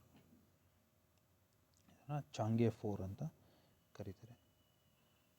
ಪ್ರಶ್ನೆ 71. ಈ ಕೆಳಕಂಡವರಲ್ಲಿ 2019ನೇ ಸಾಲಿನಲ್ಲಿ ಭಾರತ ರತ್ನ ಪ್ರಶಸ್ತಿ ಪಡೆದಿಲ್ಲದವರು ಯಾರು? ಇದಕ್ಕೆ ಸರಿಯಾದ ಉತ್ತರ ಆಪ್ಷನ್ 3 ಅಟಲ್ ಬಿಹಾರಿ ವಾಜಪೇಯಿ. ಯಾಕಂದರೆ ಅಟಲ್ ಬಿಹಾರಿ ವಾಜಪೇಯಿರವರಿಗೆ 2015ರಲ್ಲಿಯೇ ಭಾರತ ರತ್ನ ಪ್ರಶಸ್ತಿ ದೊರಕಿರ್ತದೆ. ಪ್ರಶ್ನೆ 72. 2018-19ರ ವಿತ್ತೀಯ ವರ್ಷದಲ್ಲಿ ದೇಶದ ಒಟ್ಟು ತೈಲ ಅಗತ್ಯಗಳಲ್ಲಿ 5ನೇ ಒಂದು ಭಾಗಕ್ಕಿಂತಲೂ ಹೆಚ್ಚು ಕಚ್ಚಾ ತೈಲವನ್ನು ಭಾರತಕ್ಕೆ ಪೂರೈಸಿರುವ ದೇಶ. ಇದಕ್ಕೆ ಸರಿಯಾದ ಉತ್ತರ ಆಪ್ಷನ್ 2 ಇರಾಕ್. ಈ ಕೆಳಗಿನವುಗಳಲ್ಲಿ ಯಾರು ಪ್ರೊಟೆಸ್ಟೆಂಟ್ ಪಂಗಡಕ್ಕೆ ಸೇರಿದವರಾಗಿರ್ತಾರೆ? ಇಲ್ಲಿ ಪ್ರೊಟೆಸ್ಟೆಂಟ್ ಪಂಗಡಕ್ಕೆ ಸೇರಿದವರು ಬ್ರಿಟಿಷರು ಮತ್ತು ಡಚ್ಚರು. ಪೋರ್ಚುಗೀಸರು ಮತ್ತು ಫ್ರೆಂಚರು ಇವರು ಕ್ಯಾಥೋಲಿಕ್ ಪಂಗಡಕ್ಕೆ ಸೇರಿದವರಾಗಿರ್ತಾರೆ. ಇಲ್ಲಿ ಸರಿಯಾದ ಉತ್ತರ ಆಪ್ಷನ್ 1. ಪ್ರಶ್ನೆ 74. ಪ್ರತಿ ವರ್ಷ ಡ್ಯಾಶ್ ದಿನವನ್ನು ವಿಶ್ವ ನಿಸರ್ಗ ಸಂರಕ್ಷಣಾ ದಿನವನ್ನಾಗಿ ಆಚರಿಸಲಾಗುತ್ತದೆ. ಇದಕ್ಕೆ ಸರಿಯಾದ ಉತ್ತರ ಆಪ್ಷನ್ 1 28 ಜುಲೈ. 28 ಜುಲೈಯನ್ನು ನಾವು ನಿಸರ್ಗ ಸಂರಕ್ಷಣಾ ದಿನವನ್ನಾಗಿ ಆಚರಿಸ್ತೀವಿ. ಈ ವರ್ಷದ ಅದರ ಧ್ಯೇಯವಾಕ್ಯ living sustainably in harmony with nature. ಇದು 2022ರ ನಿಸರ್ಗ ಸಂರಕ್ಷಣಾ ದಿನದ ಒಂದು ಧ್ಯೇಯವಾಕ್ಯ ಆಗಿರ್ತದೆ. ಮತ್ತು ಹಂಗೆ ಗಮನಿಸೋದಾದರೆ 5ನೇ ಜೂನ್ ಇದನ್ನು ವರ್ಲ್ಡ್ ಎನ್ವಿರಾನ್ಮೆಂಟ್ ಡೇ ಅಂತ ಸೆಲೆಬ್ರೇಟ್ ಮಾಡ್ತೀವಿ. ಮತ್ತು 25 ಜೂನನ್ನು ಡೇ ಆಫ್ ದ ಸೀ ಫೇರರ್ಸ್ ಅಂತ ಸೆಲೆಬ್ರೇಟ್ ಮಾಡ್ತೀವಿ. ಪ್ರಶ್ನೆ 75. ದಕ್ಷ ವಿದೇಶಿ ವಿನಿಮಯ ದರ ಮಾರುಕಟ್ಟೆಯಲ್ಲಿ ಗೃಹ ದೇಶೀಯ ಹಣ ಪೂರೈಕೆ ಬೆಳವಣಿಗೆಯಲ್ಲಿ ಆಗುವ ಅನಿರೀಕ್ಷಿತ ಹೆಚ್ಚಳವು ಇದಕ್ಕೆ ದಾರಿ ಮಾಡಬಹುದು ಅಂತ ಇದೆ. ಇದಕ್ಕೆ ಸರಿಯಾದ ಉತ್ತರ ಆಪ್ಷನ್ 2 ಒಂದು ಕರೆನ್ಸಿ ಮುಖಬೆಲೆಯಲ್ಲಿ ತತ್ಕ್ಷಣದ ಇಳಿಕೆ.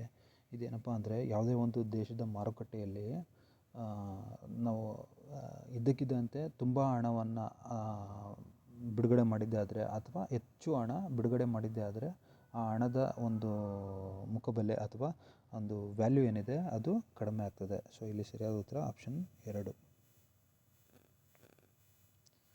ಪ್ರಶ್ನೆ 76. ಮೂಲಭೂತ ಹಕ್ಕುಗಳ ಸಿದ್ಧಾಂತವನ್ನು 368ನೇ ಕಾಲಂನಡಿ ತಿದ್ದುಪಡಿ ಮಾಡಲಾಗದು ಎಂದು ಸರ್ವೋಚ್ಚ ನ್ಯಾಯಾಲಯ ಪ್ರತಿಪಾದಿಸಿದ್ದು ಈ ಮೊಕದ್ದಮೆಯಲ್ಲಿ. ಇದಕ್ಕೆ ಸರಿಯಾದ ಉತ್ತರ ಆಪ್ಷನ್ 3 ಗೋಲಕ್ನಾಥ ವರ್ಸಸ್ ಪಂಜಾಬ್ ರಾಜ್ಯ. ಪ್ರಶ್ನೆ 77. ಮೇಕ್ ಇನ್ ಇಂಡಿಯಾ ಅಭಿಯಾನದಲ್ಲಿ ಲಘು ಯುದ್ಧ ಹೆಲಿಕಾಪ್ಟರನ್ನು ಭಾರತದ ಈ ಕೆಳಕಂಡ ಯಾವ ಸ್ಥಳದಲ್ಲಿ ತಯಾರಿಸಲಾಗುತ್ತದೆ? ಇದಕ್ಕೆ ಸರಿಯಾದ ಉತ್ತರ ಆಪ್ಷನ್ 4 ಬೆಂಗಳೂರು.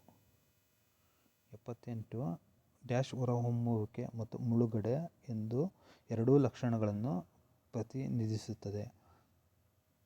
ಇದಕ್ಕೆ ಸರಿಯಾದ ಉತ್ತರ ಆಪ್ಷನ್ 1 ಸಂಯುಕ್ತ ಸಮುದ್ರ ತೀರಗಳು. ಇಲ್ಲಿ ಎಮರ್ಜೆನ್ಸ್ ಮತ್ತು ಸಬ್ಮರ್ಜೆನ್ಸ್ ಎರಡೂ ಫೀಚರ್ಸನ್ನು ಪ್ರತಿನಿಧಿಸುವಂಥ ಒಂದು ತೀರ ಆಗಿರ್ತದೆ. 1965ರ ಅಲಹಾಬಾದ್ ಒಪ್ಪಂದದ ಈಸ್ಟ್ ಇಂಡಿಯಾ ಕಂಪನಿಯು ಪಡೆದುಕೊಂಡದ್ದು. ಇದಕ್ಕೆ ಸರಿಯಾದ ಉತ್ತರ ಆಪ್ಷನ್ 1 ಬಂಗಾಳ, ಬಿಹಾರ ಮತ್ತು ಒರಿಸ್ಸಾಗಳ ದಿವಾನಿ ಹಕ್ಕುಗಳು. ಪ್ರಶ್ನೆ 80. ಡ್ಯಾಶ್ ರಂದು ಯುನೈಟೆಡ್ ಕಿಂಗ್ಡಮ್ ಯುರೋಪಿಯನ್ ಒಕ್ಕೂಟವನ್ನು ತೊರೆಯಿತು ಮತ್ತು 11 ತಿಂಗಳ ಸಂಕ್ರಮಣ ಅವಧಿಯನ್ನು ಪ್ರವೇಶಿಸಿತು ಅಂತ ಇದೆ. ಇದಕ್ಕೆ ಸರಿಯಾದ ಉತ್ತರ ಆಪ್ಷನ್ 4 31ನೇ ಜನವರಿ 2020. ಬ್ರೆಕ್ಸಿಟ್ ಅನ್ನೋ ಒಂದು ರೆಫರೆಂಡಮ್ಮಿಂದ ಯುನೈಟೆಡ್ ಕಿಂಗ್ಡಮ್ ಯುರೋಪಿಯನ್ ಒಕ್ಕೂಟವನ್ನು ತೊರೆಯುತ್ತದೆ. ಆ ದಿನಾಂಕ ಯಾವುದಂದರೆ 31ನೇ ಜನವರಿ 2020. ಪ್ರಶ್ನೆ 81.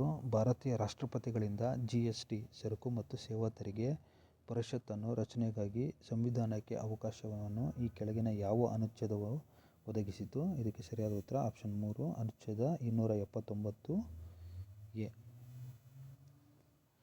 ಪ್ರಶ್ನೆ 82. ಅಂತರ್ವಲಯ ಮಣ್ಣುಗಳು. ಇಲ್ಲಿ ಈ ಕೊಟ್ಟಿರೋ 4ರಲ್ಲಿ ಯಾವುದು ಅಂತರ್ವಲಯ ಮಣ್ಣುಗಳು ಅಂತ ಕೇಳಿದರೆ ಎ ಜೋಗು ಮಣ್ಣು, ಇದು ಕೂಡ ಅಂತರ್ವಲಯ ಮಣ್ಣು. ಲ್ಯಾಟರೈಟ್ ಮಣ್ಣು, ಇದು ಅಂತರ್ವಲಯ ಮಣ್ಣಲ್ಲ. ಹುಲ್ಲುಗಾವಲು ಮಣ್ಣು ಮೀಡೋ ಸಾಯಿಲ್, ಇದು ಕೂಡ ಅಂತರ್ವಲಯ ಮಣ್ಣು. ಲವಣಯುಕ್ತ ಮಣ್ಣು ಸಲೈನ್ ಸಾಯಿಲ್, ಇದು ಕೂಡ ಅಂತರ್ವಲಯ ಮಣ್ಣಾಗಿರ್ತದೆ. ಎ, ಸಿ ಮತ್ತು ಡಿ ಇಲ್ಲಿ ಕೊಟ್ಟಿರೋದರಲ್ಲಿ ಅಂತರ್ವಲಯ ಮಣ್ಣು. ಅದರಿಂದ ಸರಿಯಾದ ಉತ್ತರ ಆಪ್ಷನ್ 3 ಎ, ಸಿ ಮತ್ತು ಡಿ. ಇದು ಕೊಟ್ಟಿರುವಂಥ ಜಂಬು ಮಣ್ಣು ಅಥವಾ ಲ್ಯಾಟರೈಟ್ ಸಾಯಿಲ್ ಏನಾಗಿರ್ತದೆ, ಅದೊಂದು ರೆಸಿಡ್ಯುಯಲ್ ಸಾಯಿಲ್ ಆಗಿರ್ತದೆ. ಪ್ರಶ್ನೆ 83. 2019 ಜುಲೈಯಲ್ಲಿ ಮುಖ್ಯ ಹಣಕಾಸು ಅಧಿಕಾರಿ ಮತ್ತು ವಿಶ್ವ ಬ್ಯಾಂಕ್ ಗುಂಪಿನ ಮ್ಯಾನೇಜಿಂಗ್ ಡೈರೆಕ್ಟರ್ ಆಗಿ ನೇಮಕಗೊಂಡ ಭಾರತೀಯ ಮಹಿಳಾ ಅರ್ಥಶಾಸ್ತ್ರಜ್ಞರು ಈ ಕೆಳಕಂಡವರಲ್ಲಿ ಯಾರು? ಇದಕ್ಕೆ ಸರಿಯಾದ ಉತ್ತರ ಆಪ್ಷನ್ 1 ಅಂಶುಲಾ ಕಾಂತ್. ಪ್ರಶ್ನೆ 84. ಕಾಫಿ ಬೆಳೆಯು ಡ್ಯಾಶ್ ಅವಧಿಯಲ್ಲಿ ಪ್ರೋತ್ಸಾಹಿಸಲ್ಪಟ್ಟಿತು? ಇದಕ್ಕೆ ಸರಿಯಾದ ಉತ್ತರ ಆಪ್ಷನ್ 4 ಕಬ್ಬನ್ ಅವರ ಅವಧಿಯಲ್ಲಿ. ಪ್ರಶ್ನೆ 85. ವಿಶ್ವಸಂಸ್ಥೆಯ ಹವಾಮಾನ ಬದಲಾವಣೆ ಸಮ್ಮೇಳನದಲ್ಲಿ COP21 COP21 ಭಾರತದ ಯಾವ ದೇಶದ ಜೊತೆ ಜಂಟಿಯಾಗಿ ಅಂತಾರಾಷ್ಟ್ರೀಯ ಸೌರ ಒಕ್ಕೂಟವನ್ನು ಪ್ರಾರಂಭಿಸಿತು? ಇದಕ್ಕೆ ಸರಿಯಾದ ಉತ್ತರ option 2 France. International solar alliance, ಇದರ ಹೆಡ್ ಕ್ವಾರ್ಟರ್ ಬಂದು ಭಾರತದ ಗುರುಗ್ರಾವ್ನಲ್ಲಿದೆ. ಪ್ರಶ್ನೆ 86. ಈ ಕೆಳಗಿನ ಯಾವ ನಗರವನ್ನು ಯುನೆಸ್ಕೋ 2020ರ ವಿಶ್ವ ಕ್ಯಾಪಿಟಲ್ ಆಫ್ ಆರ್ಕಿಟೆಕ್ಚರ್ ಎಂದು ಹೆಸರಿಸಿದೆ? ಇದಕ್ಕೆ ಸರಿಯಾದ ಉತ್ತರ ಆಪ್ಷನ್ 2 ರಿಯೋ ಡಿ ಜೆನೆರೋ. 2023ರಲ್ಲಿ ಕೋಪೆನ್ಹ್ಯಾಗನನ್ನು ವಿಶ್ವ ಕ್ಯಾಪಿಟಲ್ ಆಫ್ ಆರ್ಕಿಟೆಕ್ಚರ್ ಎಂದು ಯುನೆಸ್ಕೋ ಗುರುತಿಸಿದೆ. 2023ರಲ್ಲಿ ಕೋಪೆನ್ಹ್ಯಾಗನ್ ಯಾವ ದೇಶದ ಒಂದು ರಾಜಧಾನಿ ಅಂದರೆ ಡೆನ್ಮಾರ್ಕ್ನ ರಾಜಧಾನಿ. ಪ್ರಶ್ನೆ 87. ಮಂತ್ರಿಮಂಡಲದಲ್ಲಿ ಪ್ರಧಾನಮಂತ್ರಿಗಳು ಸೇರಿದಂತೆ ಸಚಿವರುಗಳ ಒಟ್ಟು ಸಂಖ್ಯೆಯು ಲೋಕಸಭೆಯಲ್ಲಿರುವ ಸದಸ್ಯರುಗಳ ಒಟ್ಟು ಸಂಖ್ಯೆಯ ಶೇಕಡಾ 15ಕ್ಕಿಂತ ಹೆಚ್ಚಿರಬಾರದು. ಈ ಹೇಳಿಕೆಗೆ ಸಂಬಂಧಿಸಿದ ಸರಿಯಾದ ಉತ್ತರವನ್ನು ಸೂಚಿಸಿ. ಇದು 2003ರ 91ನೇ ಸಂವಿಧಾನ ತಿದ್ದುಪಡಿ. ಇದಕ್ಕೆ ಸರಿಯಾದ ಉತ್ತರ ಆಪ್ಷನ್ 1 ಇಲ್ಲೇ ಆಗಿರ್ತದೆ.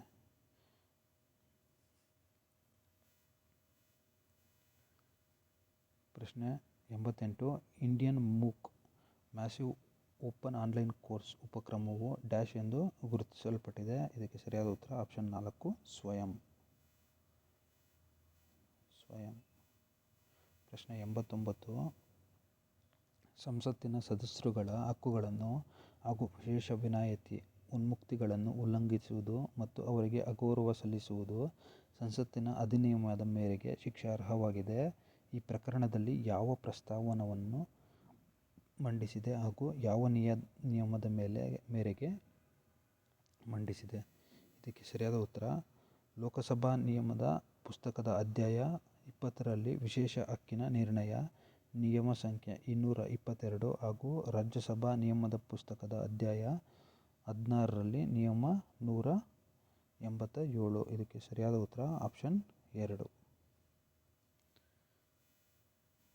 ಪ್ರಶ್ನೆ 90. ಚೋಳರ ಕಂಚಿನ ಮೂರ್ತಿಗಳು ಉತ್ಕೃಷ್ಟ ಕೌಶಲ್ಯಕ್ಕೆ ಹೆಸರಾಗಿವೆ.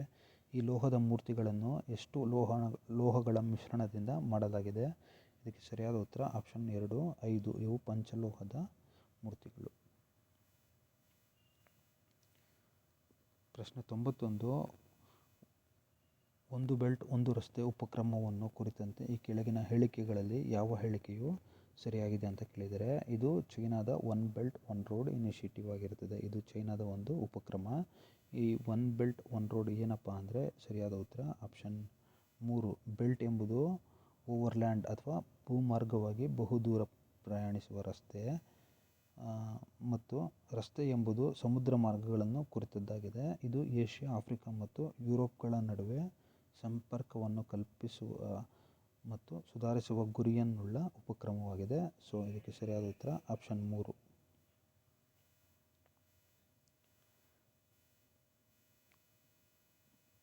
ಪ್ರಶ್ನೆ 92.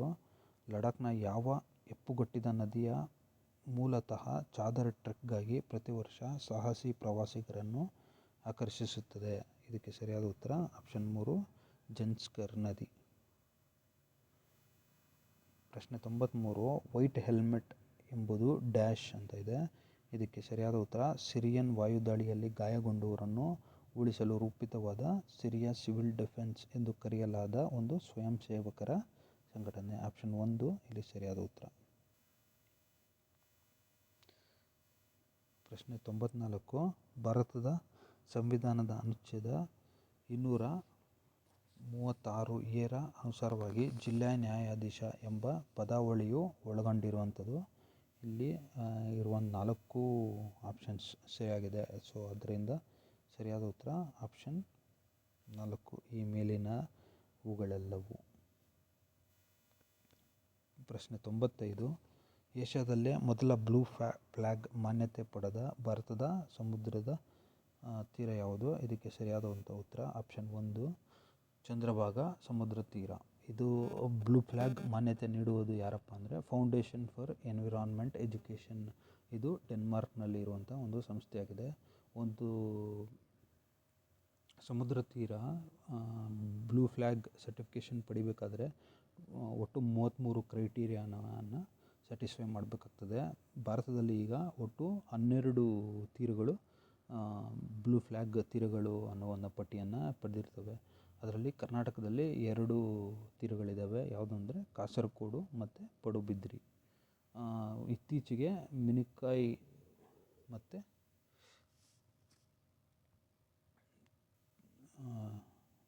ಮತ್ತು ತುವಾಡಿ ಅನ್ನುವ 2 ತೀರಗಳು ಇವು ಲಕ್ಷದ್ವೀಪದಲ್ಲಿದ್ದಾವೆ.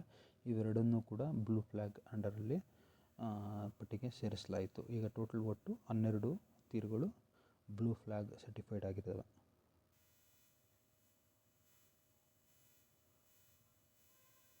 ಪ್ರಶ್ನೆ 96.